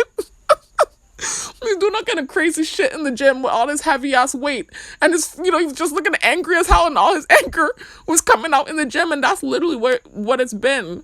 Like, all of my anger and wherever I need to take it out on it, it's really been on the weights. And also too, it's also good for mental health. Like, it also releases dopamine in the brain, etc., etc. It actually releases the happy drug too when you work out. So it's a good thing to do. It's a good place to go for therapy, for real.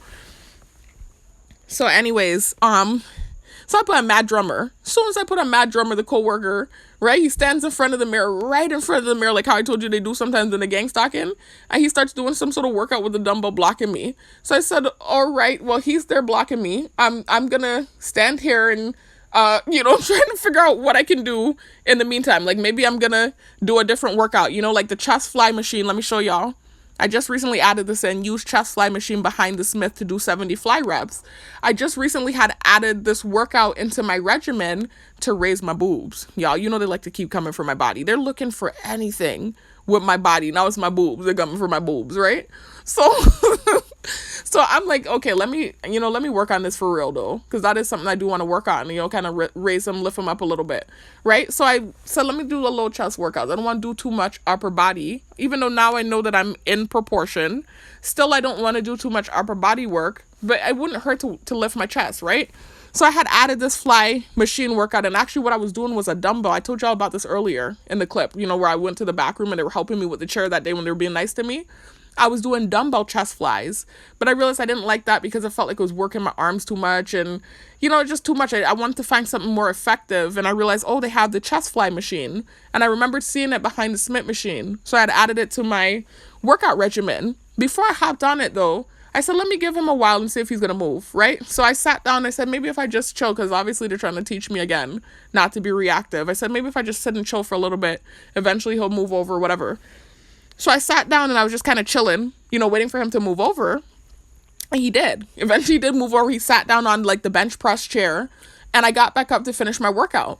So as I'm about to finish squatting, remember I had taken some weight off. Now I'm at 140. The guy that I said wasn't my type, he walks by me slow.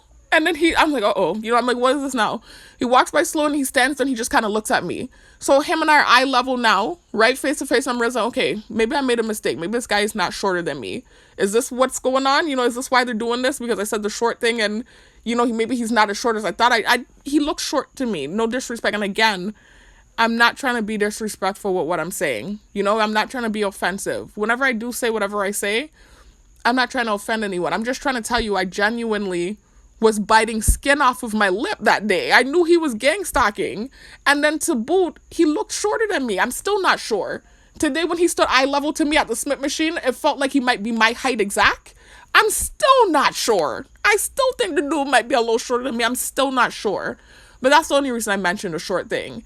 Just to, again, refute what was taking place. Because I'm like, damn, a bitch can't even bite her lips, the skin off her lips without, them throwing water bottles in the garbage. Like, this is crazy. So anyways, so I'm standing on a Smith machine now, right? And he walking by slow, so I was like, okay, let's see what's going to happen next. Like, I'm taking this as a test, and I'm in school, and they're trying to test me to see if I'm going to have a reaction. So all of this to me is feeling like a test. I'm not reacting, right? So he walks in, so he says, hey, I know he knows that I'm about to use that way. They know my routine back to front. They know it bad. They know my routine, right? He said, hey, are you using this plate down here?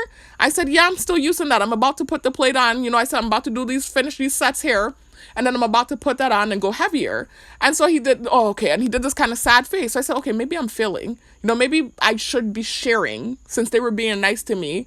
Maybe I can show camaraderie and tell him to take the plate. Maybe that's why, since I'm not using it, I can get another plate. So I said, well, you know what? Never mind. I said, go ahead, take the plate. He said, you sure? I said, yeah. I said, take it. I said, don't worry about it. I'll get another plate. Don't worry. So I didn't know this was a bait trap. I didn't, the craziness that people doing in the gym, I didn't know it was a bait trap. So then he takes the plate, right? As soon as he takes, no, he said, no, thank you. He said, don't worry about it. Then he went and grabbed the bottle of water and guzzled the bottle of water. And then he went to the garbage and threw it in the garbage. So I said, wait, what? I said, wait, this was a bait trap? I thought it was a test, but I mistook what kind of test it was. I didn't realize it was a thirsty test. I thought the test was to see if I was going to share or if I was going to be a selfish bitch and say, nah, that's my weight. Right? So I said, no, don't worry about it. I said, take it. I'll get something else, because he had just helped me put plates up. And they're trying to show me this thing about camaraderie and being nice. So I'm like, okay, let him take the plate. So I said, no, man, go ahead. I said, you know what? Never mind. Don't worry about it. I said, take the plate. I'll go get another plate. The dude took that and ran with it. He grabbed one, guzzled the water, threw it in the garbage. But again, I think this is just all a test. Because again, like they're doing the plane. They also had, like I told y'all, the white lady in the back that had the little short black pants on. My coworker was in there. So all of this, I think, was a test to see if I was going to have a nasty reaction. I did not. Okay, I well behaved myself. I was like, I just looked like, what? I just shook my head. I said, okay, whatever. This is all a test. So then eventually the guy came back in front of me, right? Right as that happened, The coworker, he grabbed a bottle of water too and started guzzling it too. Then he comes back in front of the mirror and starts using the dumbbell again. So I said, they're definitely testing me. So I was like, okay, let me just sit down and do my chest flies. Right? So I sit down on the chest fly machine. I started doing my chest flies, right? I did get knocked that out, right? And I just made a note to myself that I had gotten 25 squats done and out of the way. Right? So then when I finished my chest flies, I keep flying the plane by. When I finished my chest flies, I went back on the Smith machine and I finished my workout. And oh my God, my back was hurting me so bad. By the time I got to the end of the workout, those heavy ass 250-pound squats, like typically I pushed through it like a titan. I almost thought I wasn't going to be able to do it because my back was hurting so bad. And it's like recently I've been having to do this bend down thing to try to like get the crank out of my lower back ever since I've been doing the narrow stand squats. Oh my gosh, I didn't even know if I was going to be able to do the squats, but I pushed through and I got the squats done. And then when I did it and I got the squats done, then the coworker came up and he said, hey, you want me to take the weights off of you? He said, I got it. I'll help you. I said, thank you. I said, yes. I said, thank you so much. And he took the weights off. And then I left in the gym owner kind of was just like banter, a little conversation before I left. And I left up out of there. You know, so I was just like, okay, I feel like I passed the test. I feel like I was getting tested left and right in that gym today. I feel like I passed. So anyways, oh my God. Woo. I just wanted to talk about it though.